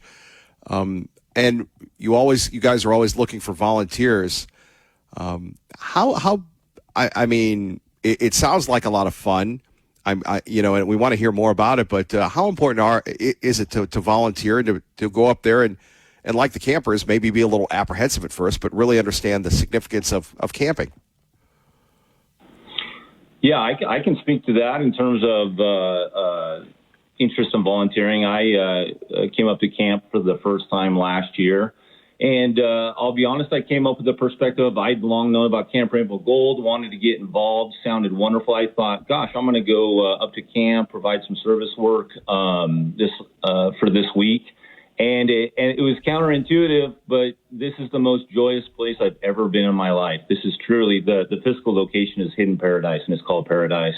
And it truly was one of the best weeks of my life last year, getting to experience this joyous community up here, and quickly realized, gosh, I'm going to make this a yearly habit. It's that special. And that's because of the people, and that's because of these amazing campers that we get to work with and spend time with and get to know. They're just very special people. And I think I always like to tell the story of my co-counselor that I'm sitting here with, Dan.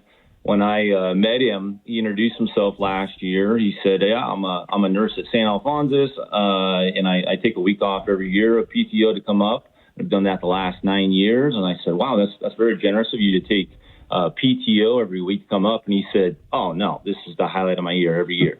So I hope that kind of illustrates that anybody that likes working with young people, come spend some time at Camp Rainbow Gold. You won't regret it. And okay, what's it like to be an adult in camping, though? I mean, our camping as an adult, I wouldn't say it's by any chance roughing it. I mean, we have these greatly donated cabins that were built last year, and there's a couple of vendors. I'm not sure exactly which ones did which, so I'm not going to say anything there. But they're definitely not roughing it by any means. And for me, camping as an adult, it kind of just channels my inner kid again. Like I don't feel like we get enough experiences to kind of pull that back into our childhood a little bit. I'm 38, and sometimes I feel like work gets pretty serious over at the hospital, especially. But being able to come back, it's just like you get to kind of do these activities with the kids. You get to kind of level back down to the kids at their level, meet them wherever they're at, and then it's like I said, a little mini vacation for me. And our activities that we do especially kind of help draw out the inner kid for what we do. So I don't know. Camping for me, I've always loved regular camping as an adult, but then when I come here, it's just a different style and it feels different. And like I said, everybody is wanting to be here, and I think it comes to show. Just it pulls out the goodness of every person that comes up volunteer wise, and the kids come up, and it's a whole nother level. Gentlemen, anything else that you would like to share? I always want to make sure that we get the good stuff out of what we can do to really spread the word. I just want to mention we have so many good donors that come up, like the Aveda Institute did some of the makeup for the dance. And then we have the Boise Rock School that came up and they did a session to help teach the kids some songs, and that was such a cool thing. But honestly, the biggest thing I'd love to just push on my end is that if any vendors or any people are willing to get involved, whether it be volunteers or businesses that have any interest in helping kids that have gone through cancer and their families, please get in contact with Liz or any of the management at Camp Rainbow Gold. And we love to see every volunteer up here. We're always looking for guys, especially for counselors. You can imagine sometimes getting a whole week of devotion in the guy cabins is kind of hard to come by sometimes. We've had a lot of good recruiting from Travis here, especially at BSU, and he's gotten some medical students at ICOM to come up, and that's been wonderful to see some fresh new people, in their early 20s this year, kind of, letting the campers know what's up and giving them feedback in the real world. So, but yeah, anytime, any sort of donations or volunteering, we love all that up here. And if you're interested at all with seeing if we need any help, please contact us. We'd love to talk to you. Well, guys, we appreciate it. I know you want to get back to it, but we love hearing the wonderful real-life testimonies of making a difference, and God bless those kids and their families and you guys. So thank you very much. Thanks so much. It's great to talk to you. Yeah, thanks for having us on. It was a great time. Boy, those guys, they've got it figured out. Camp Rainbow Gold, camprainbowgold.org to make a difference today. This portion of the program brought to you by our friends at Treasure Valley Subaru. They do wonderful work, including supporting Camp Rainbow Gold.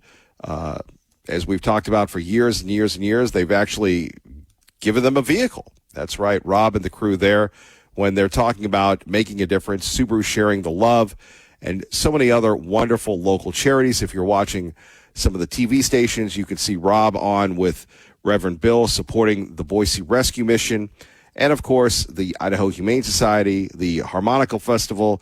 I'm trying to think of all the others again and again and again. As we've said before, when we're talking about our friends at Treasure Valley Subaru. By the way, speaking of Subarus, have you seen it yet? The all-new, fired up, ready to go Outback, the 2026 Subaru Outback has arrived, and I know exactly where you can get up close and personal at Treasure Valley Subaru. Did you know they have an off-road course? That's right. They have an off-road course at Treasure Valley Subaru where you can take the Outback out and go, and it is one of the easiest, if not the easiest driving vehicles ever. Plus, you have that reliability. The interior is so spacious again and again and again. By the way, you can go there. It's very easy to get a test drive, very easy to find out what vehicle is right for you. Treasure Valley Subaru is celebrating the arrival of the new Outback with Love Never Looked So Good launch event happening this Friday through July 7th. Come experience 80 brand new Subaru Outbacks and take part in the ultimate off-road test drive experience on Treasure Valley Subaru's exclusive off-road test track. It's the perfect way to see what the new Outback can really do for you.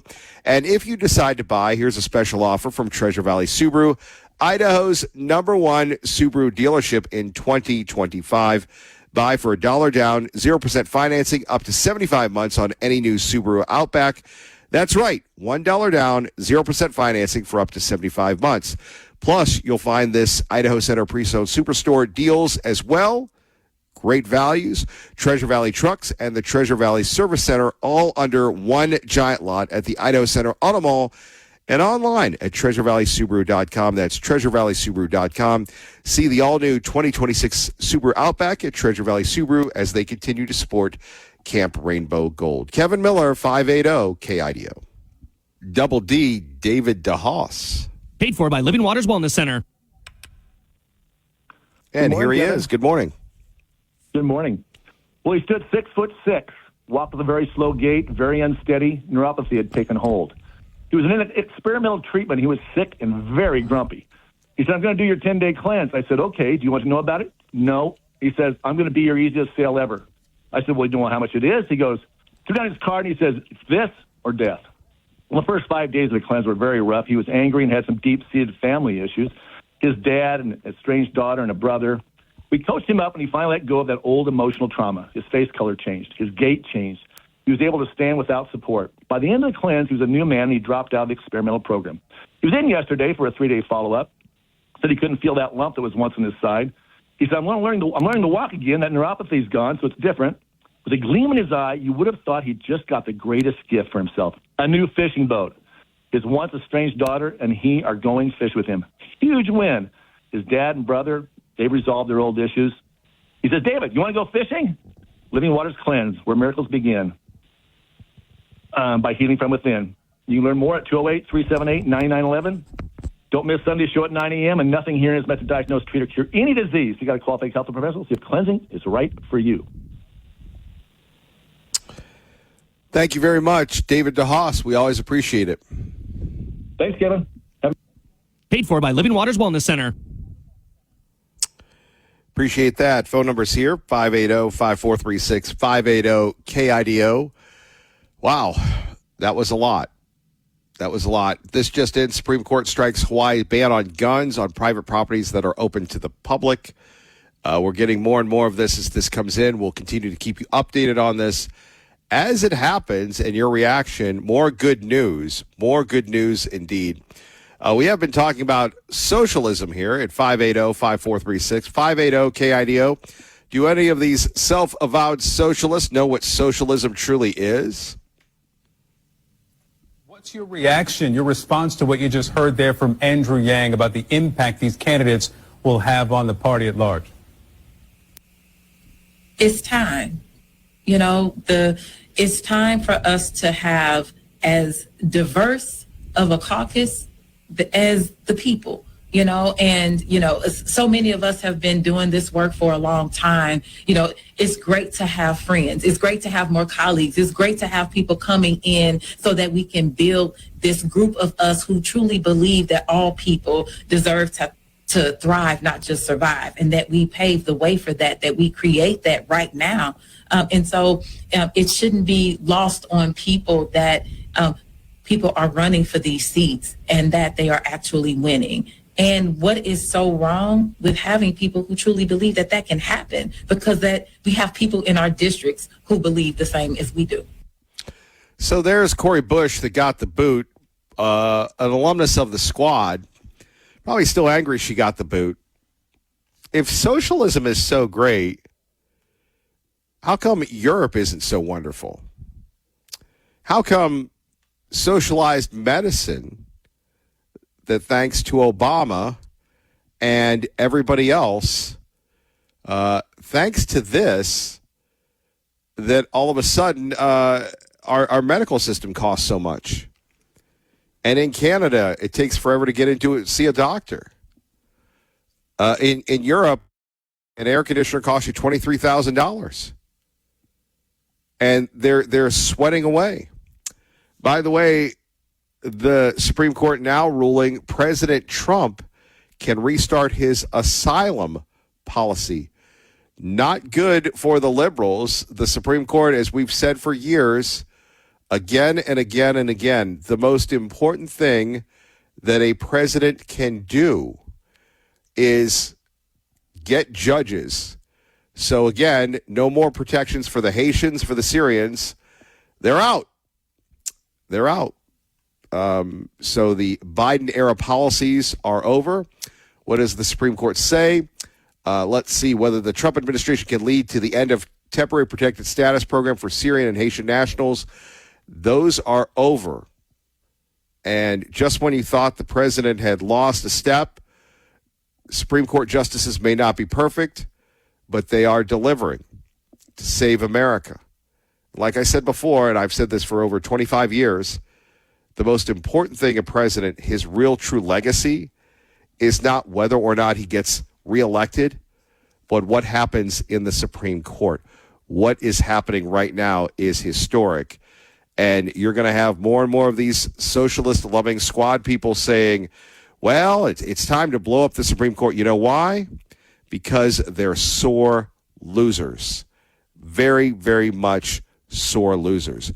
You didn't hear us complain. Well, you heard us complain, but we didn't say blow up the Republic. We didn't say blow up this, blow up that when we had things going against us, if you will. No, we didn't. And this is great news, again, for people that love guns. Let's get the details from the Wolf. Another opinion coming out on the ability to carry guns. It's called the State Power Over Gun Carry, the Second Amendment, the Wolford versus Lopez. Tell us about that. So this opinion just came out moments ago. So this relates to a state law in Hawaii, and there are about 12 or 13 states that have similar laws that say if a person is going to carry a firearm in a privately owned place that's open to the public, so for example, a mall or a restaurant or a store, that person has to get explicit permission from the owner of that property, from the owner of that restaurant or mall or movie theater or what have you. And the Supreme Court has now struck down those laws. The Supreme Court has ruled that those laws violate the Second Amendment right to carry arms. This was a 6-3 opinion. Not surprisingly, that often happens in these firearms cases. The 6 conservatives in the majority, the 3 liberal justices dissenting. So those laws in Hawaii and elsewhere that restrict when a person can concealed carry in public, those have now been ruled unconstitutional. Boom. Big win. Back to winning. More of these cases coming out, and we'll continue to keep you updated. We'd love to get your reaction. 580-5436. 580-KIDO. So basically we have the liberals are going to be very upset with the Supreme Court. But, you know, that's the process. That is the process when we're talking about, you know, the systems of checks and balances and everything else. This is how it goes. And you had a guy named Joe Biden that did not do well. You had a guy named Joe Biden that was an nincompoop. And here we have it, the Supreme Court doing its job. By the way, you're going to love this one.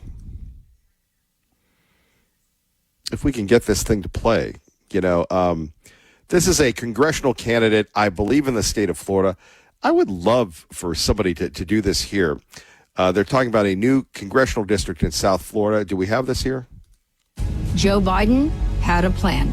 Biden opened the border to anyone, not to make new Americans. Biden wanted new Democrats. America First warrior Belinda Kaiser. She'll stand with President Trump to deport illegals, to protect American families and American jobs. I'm Belinda Kaiser, and I approve this message because we should deport Joe Biden for what he did. But we're going to start with every single illegal he let in. We got a lot to do. We got a lot to discuss. We got a lot to hear about, a lot to be inspired about, right? Kevin Miller, 580-KIDO. Let's get you to work safely and on time. Big win for the president. Supreme Court siding with the president in 2 major immigration cases, plus your ability to carry. Take that, socialists, as we move along. By the way, I really admire this lady who's running for Congress in Florida. Let's take a listen to this clip one more time. It wasn't an accident. Joe Biden had a plan. Biden opened the border to anyone, not to make new Americans. Biden wanted new Democrats. America First warrior Belinda Kaiser. She'll stand with President Trump to deport illegals, to protect American families and American jobs. I'm Belinda Kaiser, and I approve this message because we should deport Joe Biden for what he did. But we're going to start with every single illegal he let in. There we have it. It wasn't an accident. Okay, that's enough, Belinda. There we have it. Let's deport Joe Biden. Hello, Joe. It's time for you to go. Joe? Goodbye, Joe. You had a good run. It's over. Boy, just that little piece of good news and seeing the libs right now that have, you know, it looks like they're sucking a lemon. I mean, imagine that. Here they have, I mean, if you're a mainstream Democrat, you've been outed because you're either down with the socialist mob or you are, in fact, out. Let's go to, again, Shannon Bream here at 580-KIDO. Remember, when you hear Fox News on the radio, you're listening to 580-KIDO. Shannon? This other decision dealing with the border was about if you have to arrive in the U.S. to start an asylum proceeding or an asylum claim, what if you're held on the side in New Mexico? You're not allowed to come in. Immigration advocates had said people should be accepted there, but the court said no. It says we decide only that an alien standing in Mexico does not, quote unquote, arrive in the United States. The INA, International Immigration Law, neither entitles such an alien to apply for asylum nor requires an immigration officer to inspect him. So a win for the Trump administration and the border policy that they're trying to control here, saying if you're not in physically U.S. soil, you cannot apply for asylum claims. More decisions to come. Thank you, Shannon Bream. By the way, she's come a long way from being a weekend anchor where she would host debates between me and other wannabe talk show hosts or ne'er-do-well talk show hosts. I still remember speaking with her many years ago and her husband from Pennsylvania when I was living in Pennsylvania. That having been said, we try to just humanize the interaction here. So 2 big wins. Let's break them down. 580-KIDO, 580-5436. Number one, it's the end of the line for the Haitians and the Syrians. No more protections, no more jobs, no more government subsidies. Whether you live in Ohio or Iowa or wherever, I believe the president will kick them out of the country. That's number one. Number two, Mexico does not count as being part of the United States of America. You heard that right. So under the more progressive liberal regime, you just had to make it to Mexico, and then you would actually have to go interview people and determine whether or not you're going to let them in. Actually, they would be required to be let in. Not anymore. Thankfully, the Supreme Court, in all of the chaos and craziness of President Trump, we are back, and I can feel the momentum. Can you? We go to Dylan, who joins us now on 580-KIDO with Kevin Miller in the morning. Good morning, Dylan. Dilly. Dilly, K. Millie. Kevin, that clip of Mayor McLean, isn't it just sound funny? You've got in the background, it sounds like a freaking war scene, you know, and it's like that it's like construction all over the place, and the people listening are like, why in the Helena, Montana would I want to go and be around there? We've got to do infrastructure. That's the city, you know, it's just the way it is. But I mean, so much transpiring. She has wiped out a few businesses in her path of progressivism. Is it all just? Is it about bike lanes? Like, what is this that we're putting in there? Was it truly needed? Progressive versus conservative. What is the definition, the meaning? What does it mean anymore? Well, I can tell you, progressive ain't free. Progressive progress in the name of government takes a lot of money, and where it's coming from, I think we all can see it. It's coming right out of that beautiful property tax. What a bucket slush fund to just, fund ideas out of. All is well, Kevin. You have taught me a little about social media and the algorithm. What has possessed her to all of a sudden now she's interviewing the guy that paints the curb, who seems like a very nice man, and then she's interviewing people about the birds and the bird safe windows, and then she's in the river without a life preserver on. We didn't really elect her to be Taylor Swift. We elected her to be a person of a good stewardship when it comes to the city of Boise. Yeah, it's an addiction, Kevin. In reality, the social media companies have figured this out. There are, Netflix even put out a wonderful movie about Facebook and the contrast of what they're doing it like out on the front, but what they're actually doing behind the scenes. And it appears that nobody cared. She's falling into the same trap. And I was listening to Greg Pruitt yesterday. Greg has some good thoughts on that, where in the political world, which is what she's doing, it's about moving votes. Well, like in the X world, you have a lot of people that have 47,000 followers. They have people liking their stuff. It doesn't move votes. Her motivation is, to the best that I can tell, is a selfish one, using taxpayer dollars for. She's looking at it to be this is a launch pad for a national interest, in my view.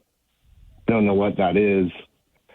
It's purely a guess, but it's certainly not in the name of the health of Boise. The health is to recognize in a civic duty that we do have a very 50-50 contrast of individuals, and completely shutting out the other half is for a pure self-interest. So the social media thing is, I think it's for her, it's more of a childish self-interest that might break her name out of the borders of Idaho to be picked up in a national sense for a different goal. Well, I think the biggest loser of Joe Biden losing in Idaho, and the biggest loser of Kamala was Mayor McClain. She was tight with Buttigieg, and maybe Mayor Pete's going to move here. I don't know. Whatever happened to that guy, he's trying to be relevant as well. But, the spending on EV vehicles, all these other things, and it continues to be allowed. And I understand people have to get their own house in order, but to me, you have to start with the grassroots. You have to start with a lot of things, but maybe it's just bread and circus. We could just call it the bread and circus mayor, where he or she does all these things. I mean, the Ashton Genty jersey a couple of years ago just seemed, again, like jumping the shark. And I'm like, really? I don't know. It gives us something to talk about, I suppose. And here if you live in the city of Boise for the first time ever, $1.2 billion is the budget. Now, with all due respect to the capital of the great state of Idaho, when you look at the city of Boise, is that $1 billion city? Is that $1 billion budget? Is that $1 billion business?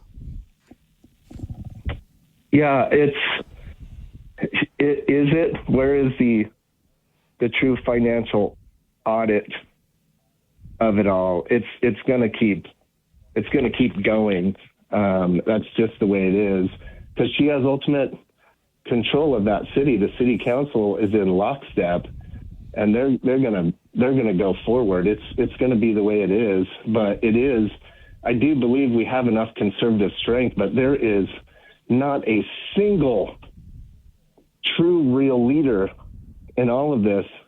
Tea Party Bob back in the day, and the Tea Party movement, that was in the name of when, we were facing some potential real living impacts over the COVID scenario and what happened. But there isn't anybody to organize the conservatives, and the conservative in Idaho is anti-confrontational.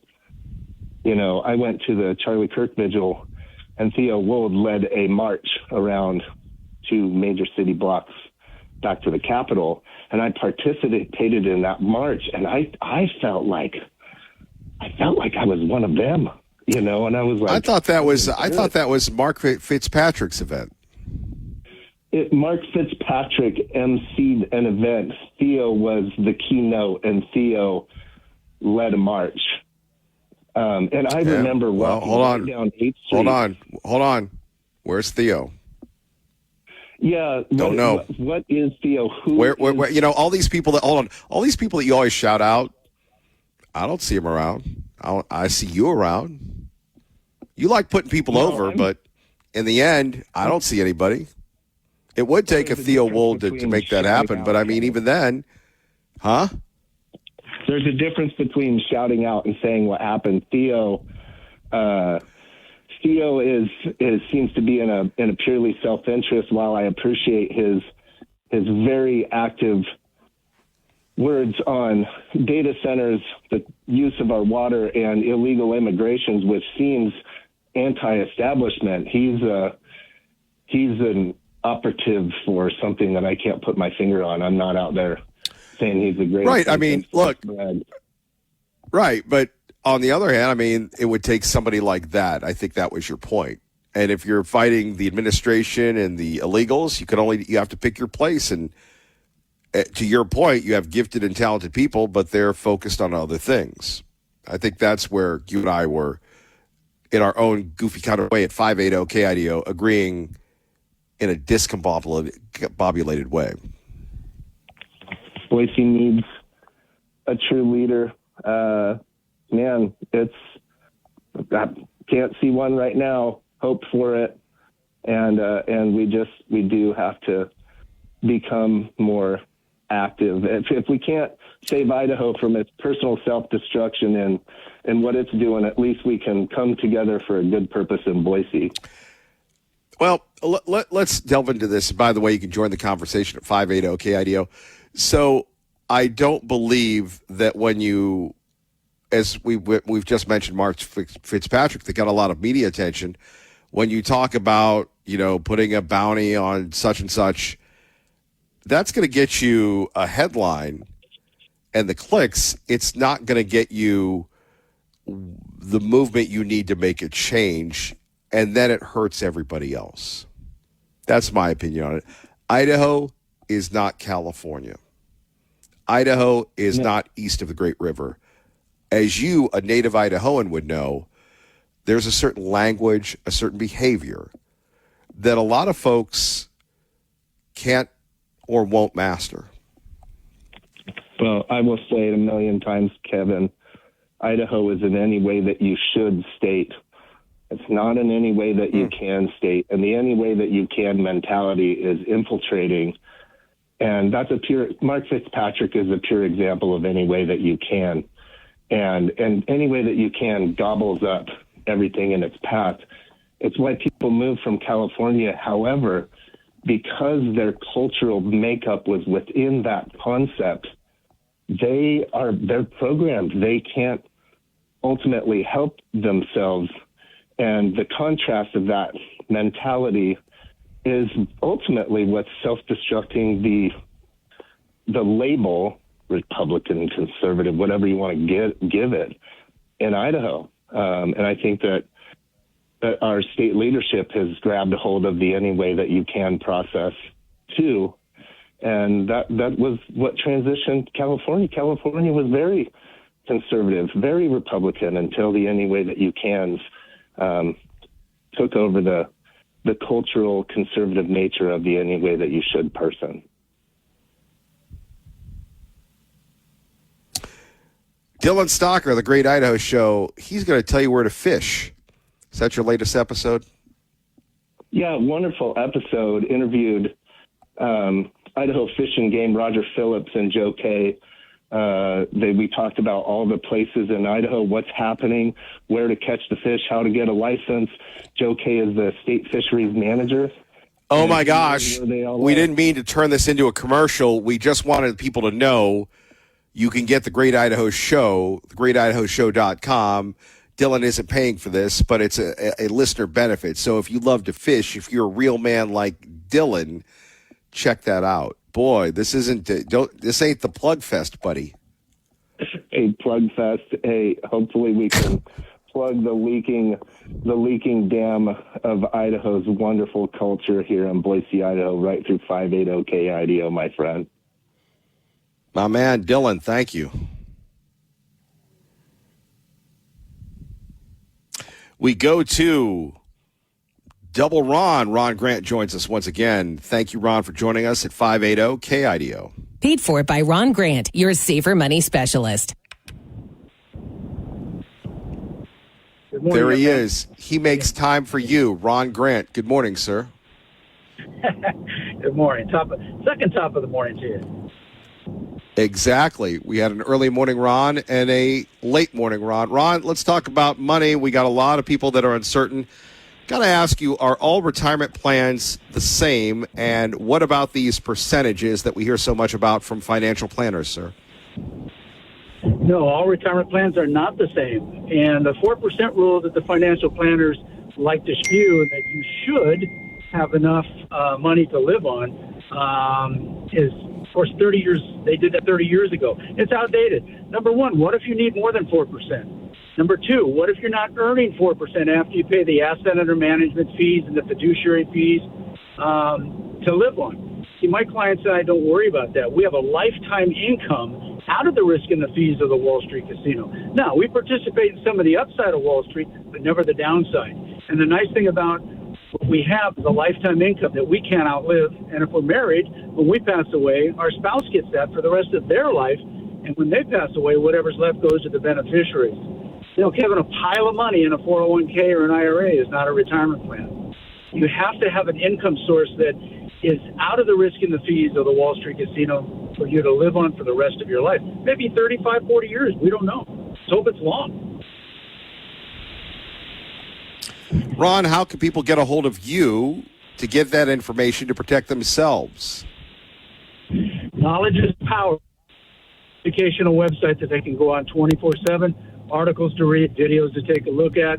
That's safermoneyspecialist.com. But, you know, we should have a phone conversation right here in the Treasure Valley about how you can have a lifetime income that you can't outlive, how to have legacy protection for you and your family, because you worked hard for that money. That's your dignity money. That's the money that you worked hard for to take care of yourself and your family. So 208-660-1372. Ron, thank you very much. Thank you, buddy. Have a wonderful day. Paid for by Ron Grant, your safer money specialist. Kevin Miller, 580 KIDO. And the FM signal is challenged. I'm sorry we've let you down once again. And to Ron Ali, thank you very much for that email as well. No wonder it seemed like we're wondering about that. And then people are going, well, you know, Kevin, you got to wonder, the deep state doesn't like you. The libs don't like you. And when you're the only one that holds the city of Boise accountable, when you're the only one that calls out the mayor, the city council, your signal goes down. And then I say, you're right. It's not, maybe it's not them, it's me. And maybe we should just start doing, I don't know. We could just start promoting mayors and such again and again and again. Oh, we love the mayor. How about a coffee in Meridian? Kevin Miller, 580 KIDO.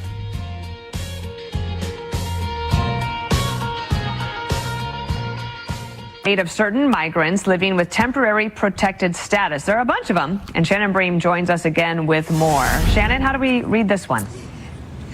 Okay, so Dana, we read it as a win for the Trump administration, which has wanted to wipe out temporary protected status for more than 1 million people who are living here in this country. These cases centered on a number of Haitian and Syrian refugees who were here in the country. And basically what the court has said is that they can't challenge this decision by the Department of Homeland Security, by the administration, that they're the ones who get to make the assessment about whether. And more with breaking news as it happens. We go live to the White House with Jared Halpern of Fox News Radio. Here we have it, Supreme Court season in full force.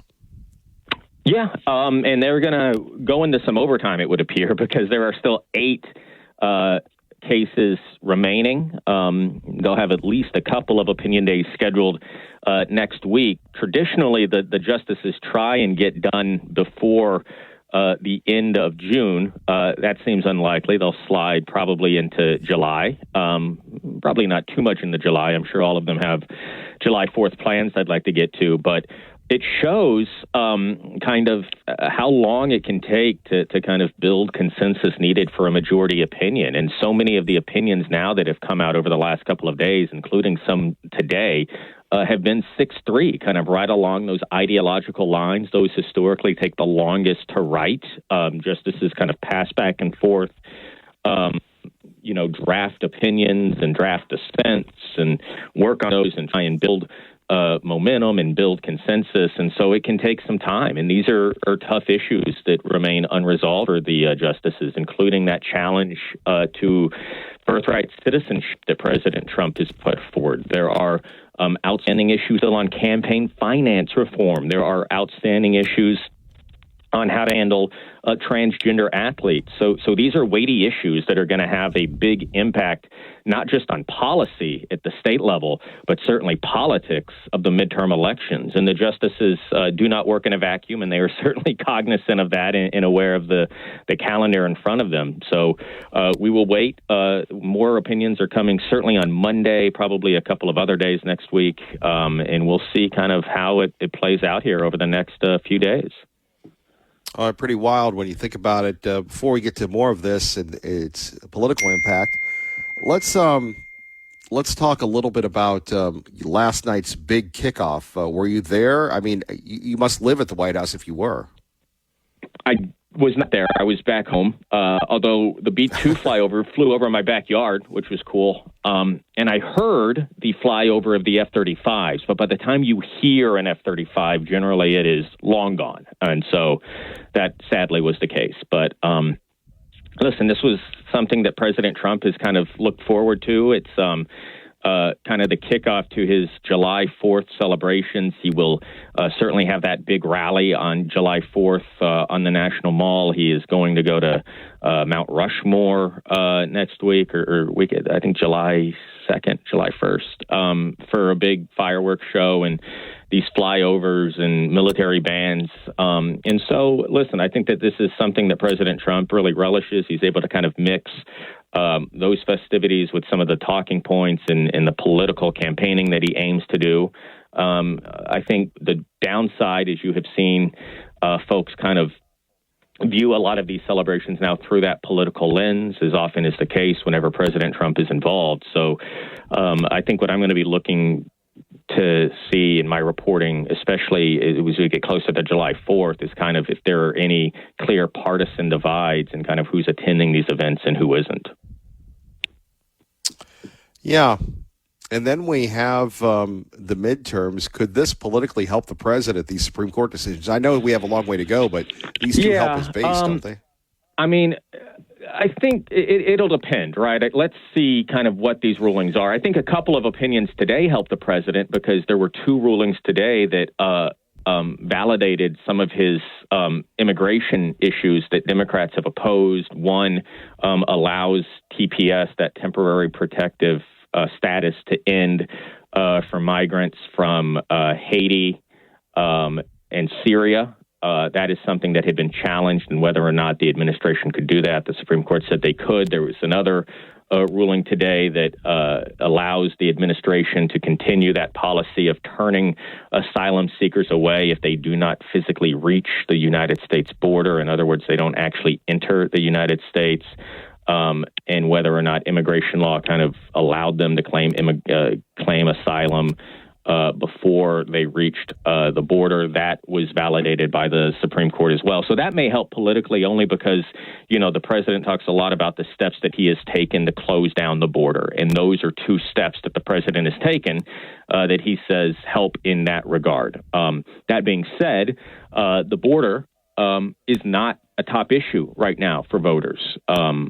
The economy is, and the war in Iran and tariffs and inflation, I think, are going to be far more important. So politically, the president certainly has a lot of political pressure on kind of what the resolution here looks like with Iran, long-term, short-term, what that means for oil prices, what that means for gas prices, fuel, fertilizer, all of those things that have been driving up cost the last several months, starting to come back down, but it can be a lagging effect. And so certainly I think how quickly prices kind of resettle will have a much bigger impact on the midterm elections than what we kind of expect from the Supreme Court. I think long-term, some of these campaign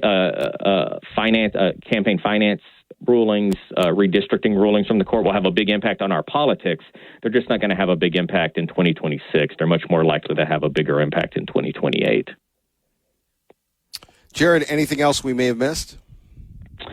The one thing we're going to be looking for today is President Trump is meeting here at the White House with the Speaker of the House, Mike Johnson, see if they can maybe get this housing bill back on track. Recall President Trump was supposed to sign this big bipartisan Housing Affordability Act yesterday. They had everything signed, ready to go at the Capitol. There was going to be a big ceremony, and then before the president left, he said, I'm not going to sign it until the Save America Act is passed, which is not going to happen, certainly in the United States Senate under current circumstances. And so we'll see if the Speaker is able to maybe get that bill back on track or move it forward, because it is something that Republicans, especially in the House, who are running for re-election, would like to run on. And so we'll see how that looks moving forward.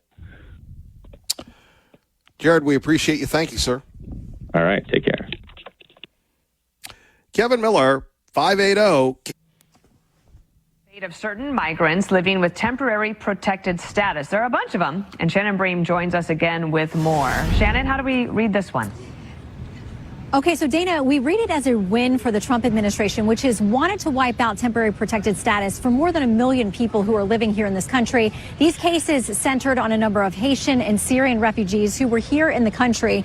And basically what the court has said is that they can't challenge this decision by the Department of Homeland Security, by the administration, that they're the ones who get to make the assessment about whether they leave or not. I haven't read the whole thing, but they do get into some of the claims that by some of those who are advocating for the Haitian refugees, that there was some kind of racial animus. The court says they don't see evidence of that. So I'll keep reading, but it's another very fractured decision that seems to be a win for the Trump administration, which would be the second win for them on immigration. That earlier decision that we talked about that came out just a few minutes ago saying that if you get to the Mexico border, but you don't make it onto U.S. soil, you can't file an asylum claim. So the Trump administration has to be happy about what they've gotten today. We've still got 8 opinions left. And insanely good if you love America. So we'll continue to break these down. But the Haitians, the Syrians are out. And by the way, how insane was the policy that if you just made it to Mexico, it was all good in the hood?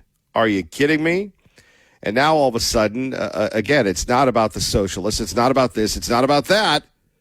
It's about restoring American sovereignty. By the way, this just in as well. The stock market continues to surge. Although, again, I will show my populist tendencies.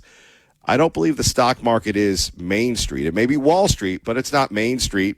GDP growth up 2.1% last year, higher than the previous 1.6% reading, and above Q4's readings of 0.5%. So, as we've said before, this is great news for America, great news for everyone else, and it looks like the end of the temporary protected status for those who have been living and working in the United States when we're talking about the Haitians and the Syrians and everyone else. Now, I'm sure Mandami and Shmandami and everybody else will be sounding off about this. And, if you love the Second Amendment, you're going to love this one. The Supreme Court did strike down Hawaii's default ban on guns on private property that's open to the public. So, in other words, a convenience store, a mall cannot ban you from carrying your weapon if you go with the Supreme Court ruling. We'll explain that as well. And then we have Mandami, who's, circling the drain. And we have to take a look at 580-5436-580 KIDO. What type of country do you have? Do you have a country judged and run by someone like President Trump or Mandami, the commie? In D.C. right now, I want to bring Fallon Gallagher into this conversation. She's outside the Supreme Court. Fallon, walk us through the decisions we've gotten so far and what we're expecting.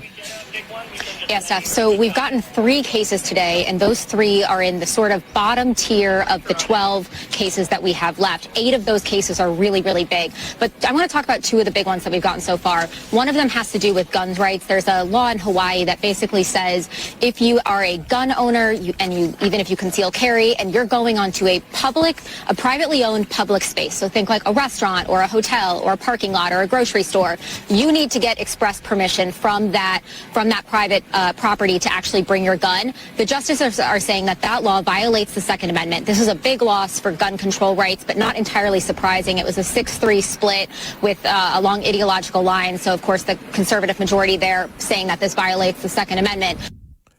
And by the way, another one just hitting us as we do this in real time. We'll take your calls at 580-KIDO. This impacts a lot of folks.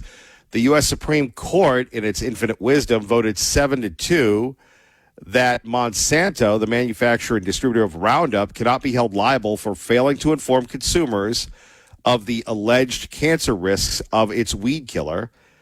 The decision, 7-2 by Brett Kavanaugh, held that federal laws regulating sale and labeling of pesticides do not permit lawsuits in state courts because the EPA has repeatedly concluded that the glyphosate, the active ingredient in its weed killer, is not likely to cause cancer.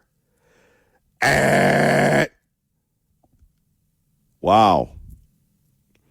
Does that mean we're not going to have more of those ads coming up in the Idaho legislature anymore? That was a lot of money.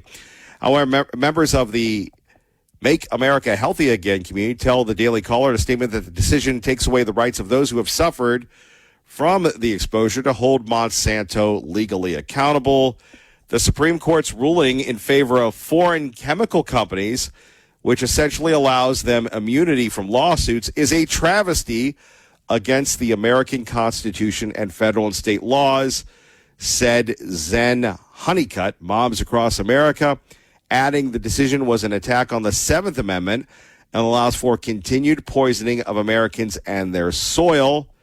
Similarly, Elizabeth Kucinich, a human and ecological security specialist and former director of policy at the Center for Food Safety, said the ruling sets a dangerous precedent by elevating regulatory approval above judicial review and the citizens' access to justice. So there again, SCOTUS is coming in hot and heavy. The president's decision to end deportation protection is not racist. The Supreme Court rules. The court ruled the government move was not overtly racist. So again, we are rolling. And by the way, a lot of liberal vampires and their laws are going down today, thanks to the United States Supreme Court. And again, who got those people in, as wonderful or as flawed as they are? That would be Donald John Trump. Now, will the good times continue on? We'll see how that plays out. But again, back to the Monsanto thing. Apparently now you cannot sue them for the alleged cancer connection, 7-2, if you will. So, again, pretty wild stuff here. I really don't know how you top that, except you have a lot of liberals trying to sell books, a lot of liberals trying to, push back against the president, if you will, and you have people speculating he has nothing to lose. Well, I will tell you this. If the president truly has nothing to lose, then we're going to see more aggressiveness when it comes to keeping America safe. We continue to monitor the Supreme Court, and when we have stuff, we will get it to you right away. CNN, the network that is continued to trying to find itself, hoping that no one there loses their job, no one there is given the boot for their coverage, because once they're taken over by the Ellisons, there's going to be changes. See CBS for a reference. CNN, once again, trying to appear to be fair and balanced. I don't know if they have an interest in the Maggie Haberman, Jonathan Swan book, but let's take a listen. The White House wants something to run on in the midterms, and they realize how bad the numbers are. And in y'all's new book, Maggie, y'all write about the political strategy right now and how it differs from the first term. At one point you say, quote, to the extent that he still cared about polling at all, he is seeing far fewer polls than during his first term. His advisors knew he was not receptive to being briefed on harsh realities. In his second term, unlike his first, he was willing to take breathtaking risks that could throw not only his presidency, but the Republican Party and the entire world into chaos and carnage. More than ever before as president, he was operating on pure gut instinct. Do you think that's what he's doing now? And do you think it matters if that gut instinct hurts Republicans who are on the ballot? Well, look, yes, I do think that what we are seeing right now is very in line. On the one hand, yes, it's similar to what we saw in term one, just in terms of sort of a sense for his party and some of his own staff of being erratic, but is definitely consistent with trusting his gut more than ever, and certainly doing something that just doesn't support what his advisors have said he needs to be doing and what they are seeing in their own polls. One of we got our hands on some polling memos, some confidential polling memos inside the Trump team, and one was from December when his own pollster circulated a memo, and it was this after Trump had done an affordability speech, or what it was supposed to be an affordability speech, where instead he called affordability a con job and started suggesting again Democrats were responsible for coming up with this term, and that this was not fair to him. That it used the term, and I'm paraphrasing here, but it was the White House and the GOP, if they wanted to make gains in the midterms and not suffer, they needed to be quote unquote honest with voters about the affordability crisis and try to find a way to deal with it. This bill was supposed to deal with that, and the president just wasn't interested. So does the president care? He's not behaving like somebody who cares. Maybe he will start to at some point, but he is not right now, and I'm not sure whether he particularly believes he will suffer consequences. Again, this is something else we talk about in the book, if the House and even possibly the Senate flip. There we have it.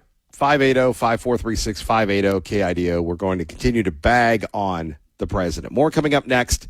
580 KIDO with Dale. Dale, great to have you with us. Thank you. So are you at the camp right now, Dale? Yes, that is correct. Yep. Still here for another day. The campers go home tomorrow. And it's been a great week for us so far. Well, what's been so good about it? The rest of us are working, and obviously you guys are doing wonderful work. Does it feel like work there? Well, my job here is I'm one of the volunteers, and they give me the job of transporting the campers around the campsite here. It's a pretty large site, and they have a lot of different activities, archery, mountain biking, ropes course, things like that. So I get to move them around what they call the people hauler, and it's a wonderful time. I have a great time with the kids interacting and everything, and I get to tell bad dad jokes to them while I have them on the people hauler. Well, that's a lot of responsibility, and yet you guys sign up for this all the time.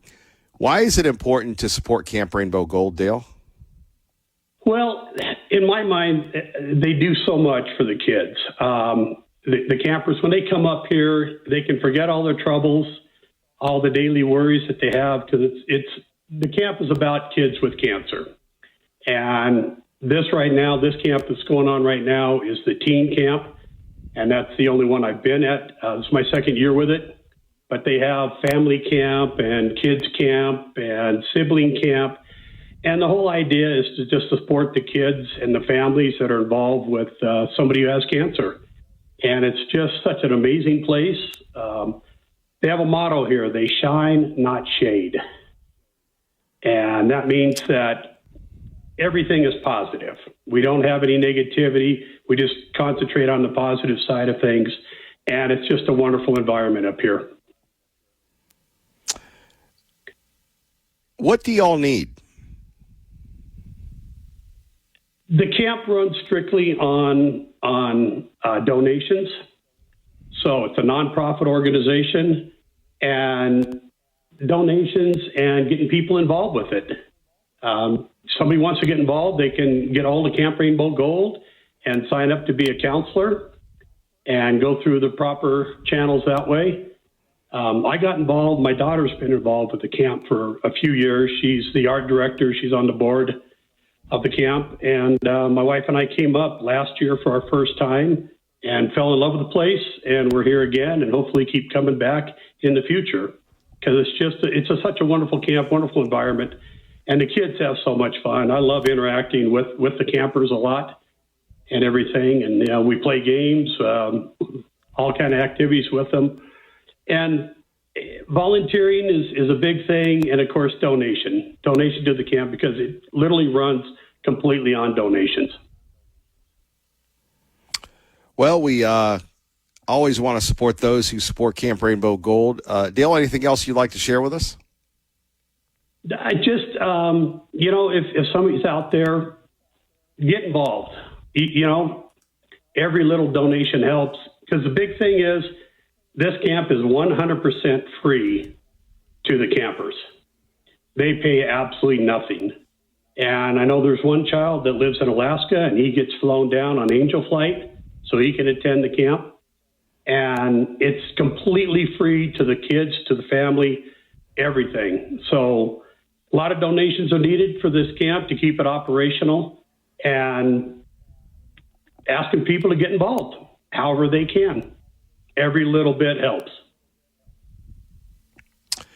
And what change has it made in your life?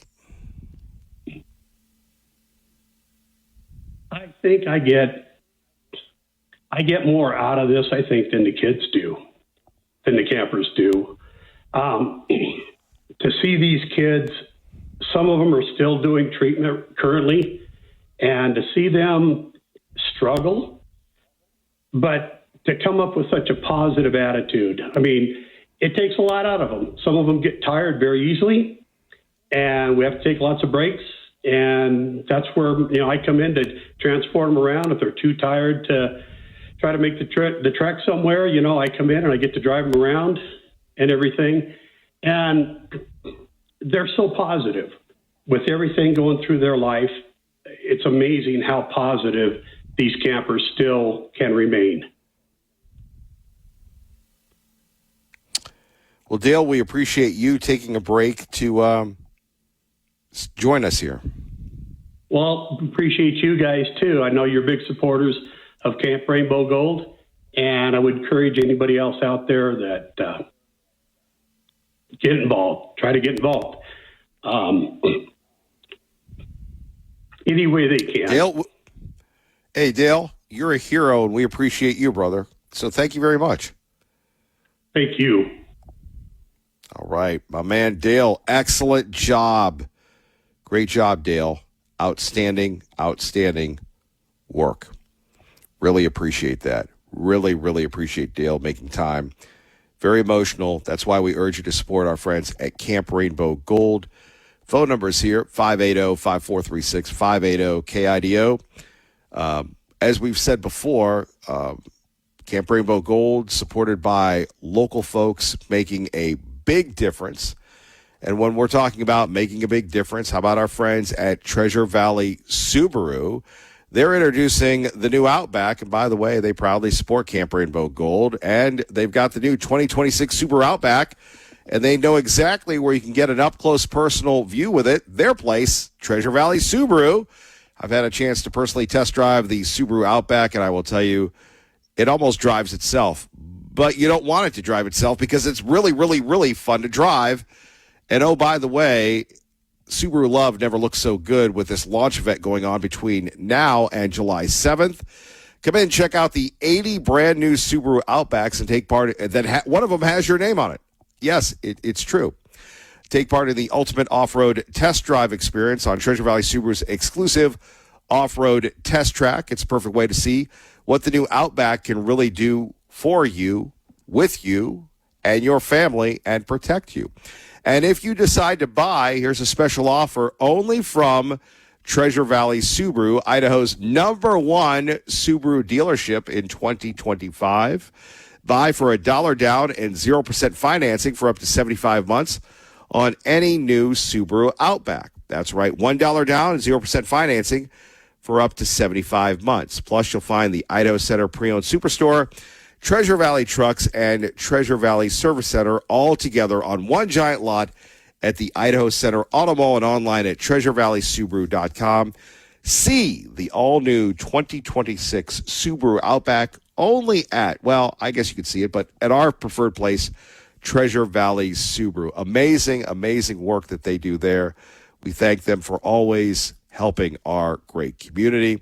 The feedback, the reaction, the cascading waterfall of content continues as we're breaking this down. The Supreme Court, boom, boom, boom, boom, boom.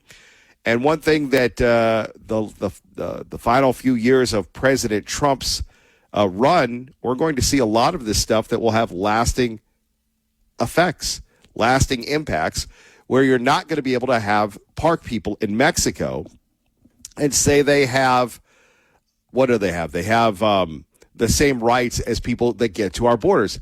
It's not the same. It is truly not the same. And by the way, internationally, day 3 of the talks between Israel and Lebanon set for today. The Iranians doing what the Iranians always do, trying to float this little vibe, if you will, saying, well, you know, what we really need to do is we're going to charge for the strait.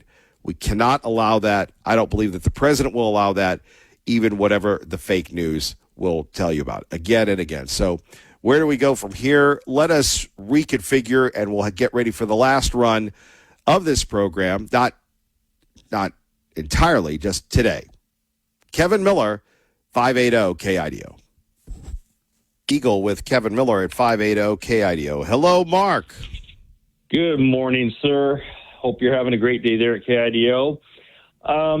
You know, we're talking about socialism and what happened back there in New York, and this move. I think what we're actually seeing is a move by a group that the media explodes into, like a massive population of people believe, like the idiots on The View, the old cackling hens that want to push this Democrat Socialist Party here in the United States. They're like the LGBTQ. They're a small force, a small amount of the population of this country, but somehow the media, because it is controlled by the deep state here, and I'm going to lead into what I'm calling about here, and that is, I want people to go to BreitbartNews.com. Scroll down. You're going to see a very interesting article. Brits visiting U.S. for the first time for World Cup apologize to Americans. We owe America a huge apology. There is a number of videos, Instagram ones, you can click on there and listen to what the people are saying about how their own media over there in Europe has lied to them. Their own globalist government puppets, whether it be England, France, Spain, any of the other European countries that are controlled by these globalist puppets, like Zelensky in Ukraine, who was put there by the globalists, how they lie about America. You'll see a number of stories you can click on about how they have been lied to over there, about what we and how the people are here in America. It's a total opposite of what they were basically given by their own media and government over there. It's the same thing that is happening here in America by the Demon Rat Party, the deep state, the intelligence community here, the media that is controlled by the deep state, lying to us about how bad America is. And who is giving the power to these small groups, whether it be the LGBTQ movement or the Democrat Socialists of America Party? It's your scumbag lying alphabet networks here. They're going to make them look bigger than what they are. You know, Goebbels, Joseph Goebbels, Hitler's propaganda minister, proved how powerful that media propaganda can be in infiltrating and infecting the minds of stupid people who can't think for themselves in this world. And we're seeing it before our very eyes, and if for some reason people don't learn from the past, they keep repeating the same mistakes. So here we are, you know, fast forward ahead from World War II and Hitler's Germany, and here we have still lying propaganda media, not only in Europe and around the world. I mean, this is straight. We have it here in America. It's just like what you see in communist China or North Korea, where they lie and withheld from the people within their own country's borders what's going on in the outside world. And you think, well, geez, we have people that go to Europe and the Europeans that come here. How come they don't get the word out? Because they're a small group of people compared to the masses of population of either this country or over there in Europe that can't see how America truly is and what they're trying to do to destroy our country. That's why you have people who have come here to this country decades ago illegally and warned us, because they came from former communist bloc countries, the dangers of socialism/communism and what it has done to their country and ruined it. And I just want to bring that out for what it's worth, but it's a great story. And I suggest people go to Breitbart.com and click further down on that story and click on those videos and see what people have to say. They were totally blown away about how America actually is and how they were lied to in their own country. So you have a great sunshine day there at KIDO, Kevin. We move on to Tea Party Bob. Thank you, Mark. Good morning. You're on 580 KIDO. Hello, TPB. Well, good morning, Mr. Miller. You seem to be a bit feisty this morning, I would say. Well, what do you mean by that? You're just, in one of those kind of quirky moods of yours that you get in every once in a while. What do you mean by that, Tea Party Bob? You know what I mean. No, anyway. I don't. Oh, yes, you do. It's when you start ranting and raving about everybody who gets on that didn't say what you wanted them to say. Oh. Everybody has an opinion, Kevin. We just have to listen to them. Let me get through a few things here first, and then we'll get to the state budget. The Supreme Court ruling on the guns, absolutely great. The fact that they're no longer going to allow asylum in our borders, also great. And you're right about one thing. The appointment of justices to the Supreme Court is one of the most important things that a president can do. And I only wish we could vote for judges in Idaho and know what they do and how they act, but we know nothing about them. In fact, we had to vote for almost 10 or 12 of them this last election and knew nothing about what they were. And there's only one person, of course, for each judgeship, so you don't get very much of a choice. And finally, we're seeing the end of the closing of the border permanently with this new ruling. I want to go after the legislators that are finally talking about tax relief by eliminating property taxes in Idaho. I know you've mentioned it a couple of times. And of course, the first complaint comes from the left. Our good friend Alana Rubel, the Democratic House Minority Leader, who's already crying the blues, saying, "How are you going to do that? How are you going to do that?" Let us remember that we have seen our state budget double in the past 7 years. And I believe that most taxpayers would not call that a budget plan. And if our legislators really wanted to get rid of the property tax, it would take savings of about $2.2 billion. And if you would allow me, here are the simplest ways to get that money. May I have this time? Is that okay with you? I don't know. Are you going to be entertaining or not? I'm always entertaining. Or is it just going to be one of your, that's the problem with you people, is that when you ask legitimate questions or you get in the way of now, see, here's the deal. See what I'm saying? It was very easy to trigger him, folks. Do you see what I'm saying? We sit there and go, you question some of these folks, and all of a sudden they get very defensive. In other words, they can dish it out, but they can't take it. Yeah, if you were in the Tea Party, you'd be standing outside waiting for the meeting to be over. Wow. Anyway. Yes. Wow. Anyway, let's get down to the nitty-gritty. You want to cut that money? Simple. Immigration and related discretionary spending, $100 to $150 million. The launch program, which actually does nothing but help the corporations decide where they want education so they can hire these kids, $75 million. Digital Learning Academy elimination, $27 million. It's nothing more than a state-run IT program, my friend. How about corporate tax expenditure reform, like the money we give them, literally, that we don't give to our taxpayers who are just plain citizens? Then, of course, there's the $50 million we gave for the AI project. That was the dumbest thing I ever heard of. And how about medical expansion, repeal of Medicaid expansion? That's up to $130 million. So if you took all of the COVID spending baseline and brought it back to a baseline, it could save $500 million to $1 billion. And now you're looking at $800 to $1.6 billion that's savable. Doesn't quite cut it, but it sure does come a lot closer than what anybody else is talking about. What I'm saying is we do nothing but raise taxes here. We do nothing but spend money here. Think about this. The legislature has voted 61% of the time to increase the budget. And if you look at 2027, right now, we're looking at almost $1 billion that we're going to be short.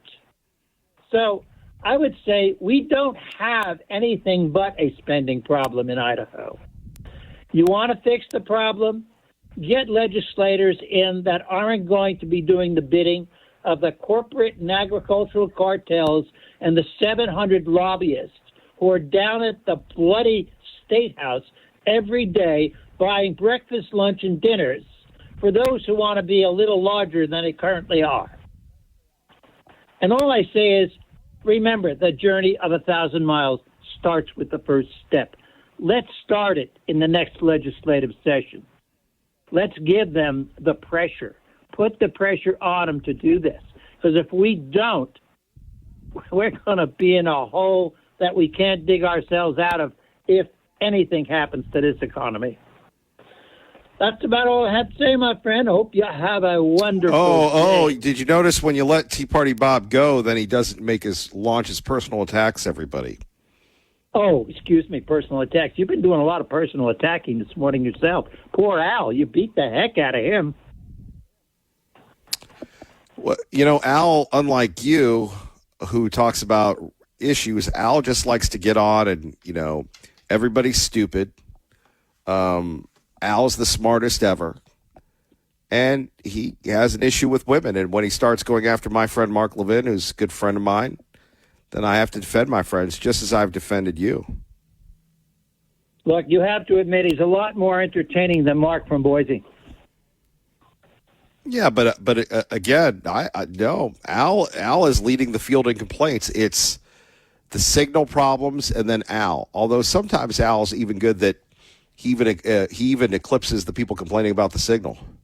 And then again, then we have people complaining about the app. And it's funny. I look at complaints as people care. If they didn't care, they wouldn't complain. So, by the way, they complain about Al. You complain about the app. You complain about people complain about the signal. No. And you guys are right.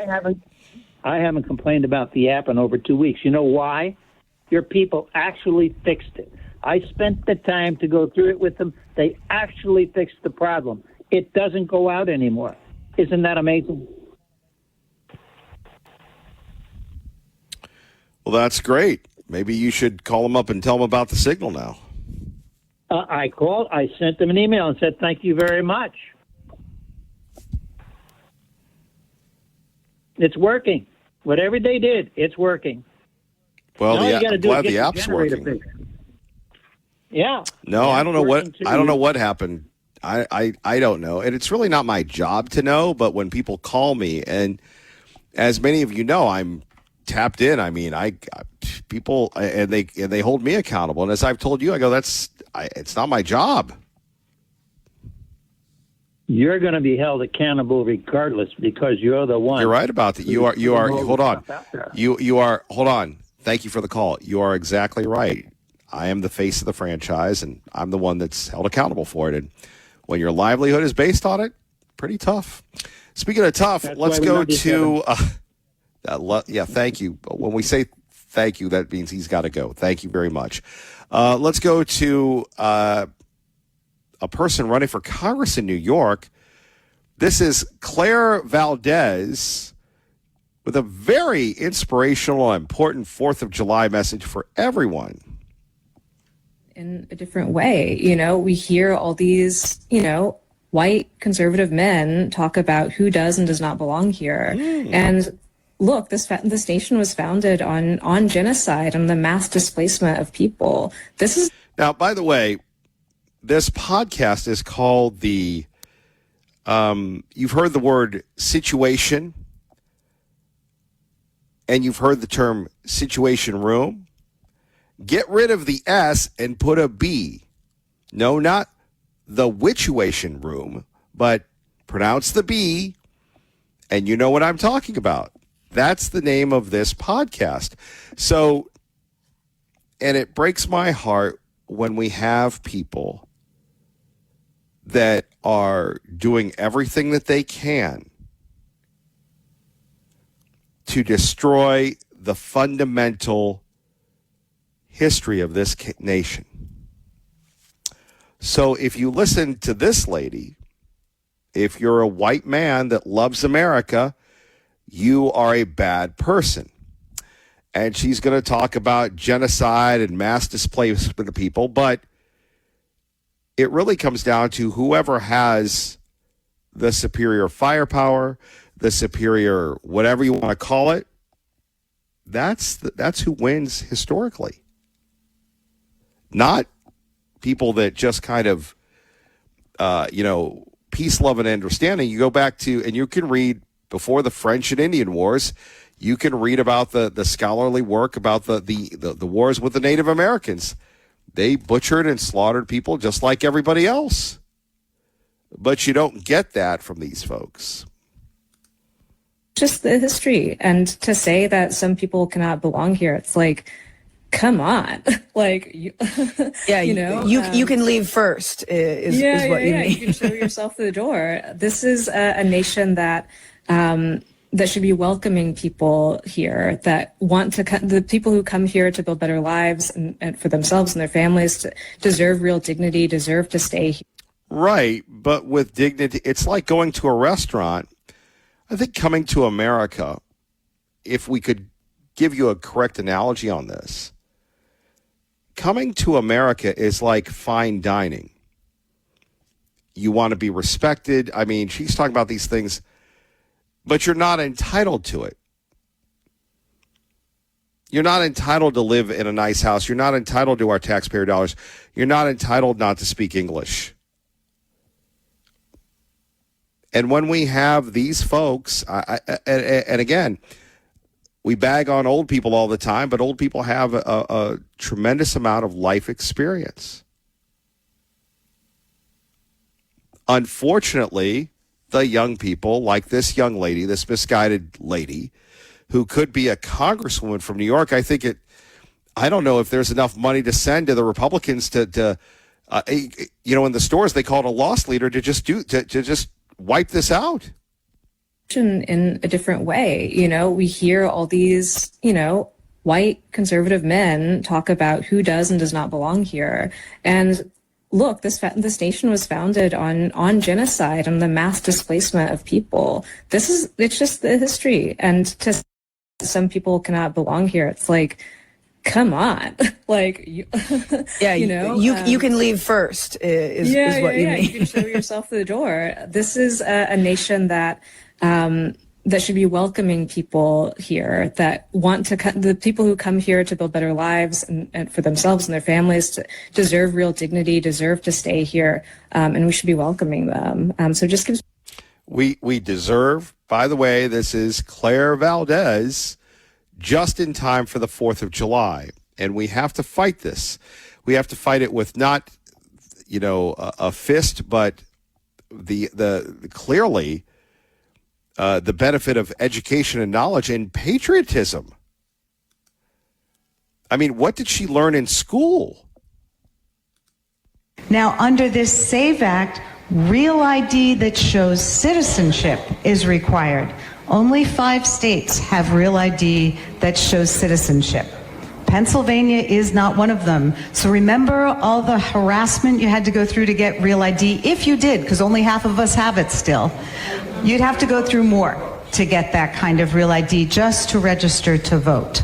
So it is an extra layer that is unnecessary. Every study that's ever been done shows that non-citizens are not voting in our elections. And so it's another way to stir up fear. It's another way to keep people from voting. So here in Pennsylvania. Keep people from voting? You need your ID for everything else. How about to protect the republic?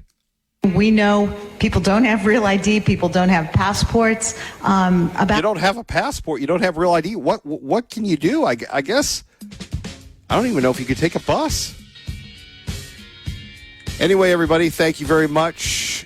God bless. Keep the faith. Kevin Miller loves you. We'll see you at the Boise Music. Order for Jennifer C. Is this my double shot, double cream, double froth, double pump, double whip, double sleeve? Yeah. Can you handle that much caffeine? Did you know Discover automatically doubles all the cash back you've earned at the end of your first year? Oh, really? That's great. Seriously, did you know Discover automatically doubles all the cash back you've earned at the end of your first year? Yeah, you just said that. Did you say I just said that? Yeah, I'm cutting you off. I can't have any more? Why not? You earn, we match. Discover Cashback Match. See terms at discover.com/creditcard.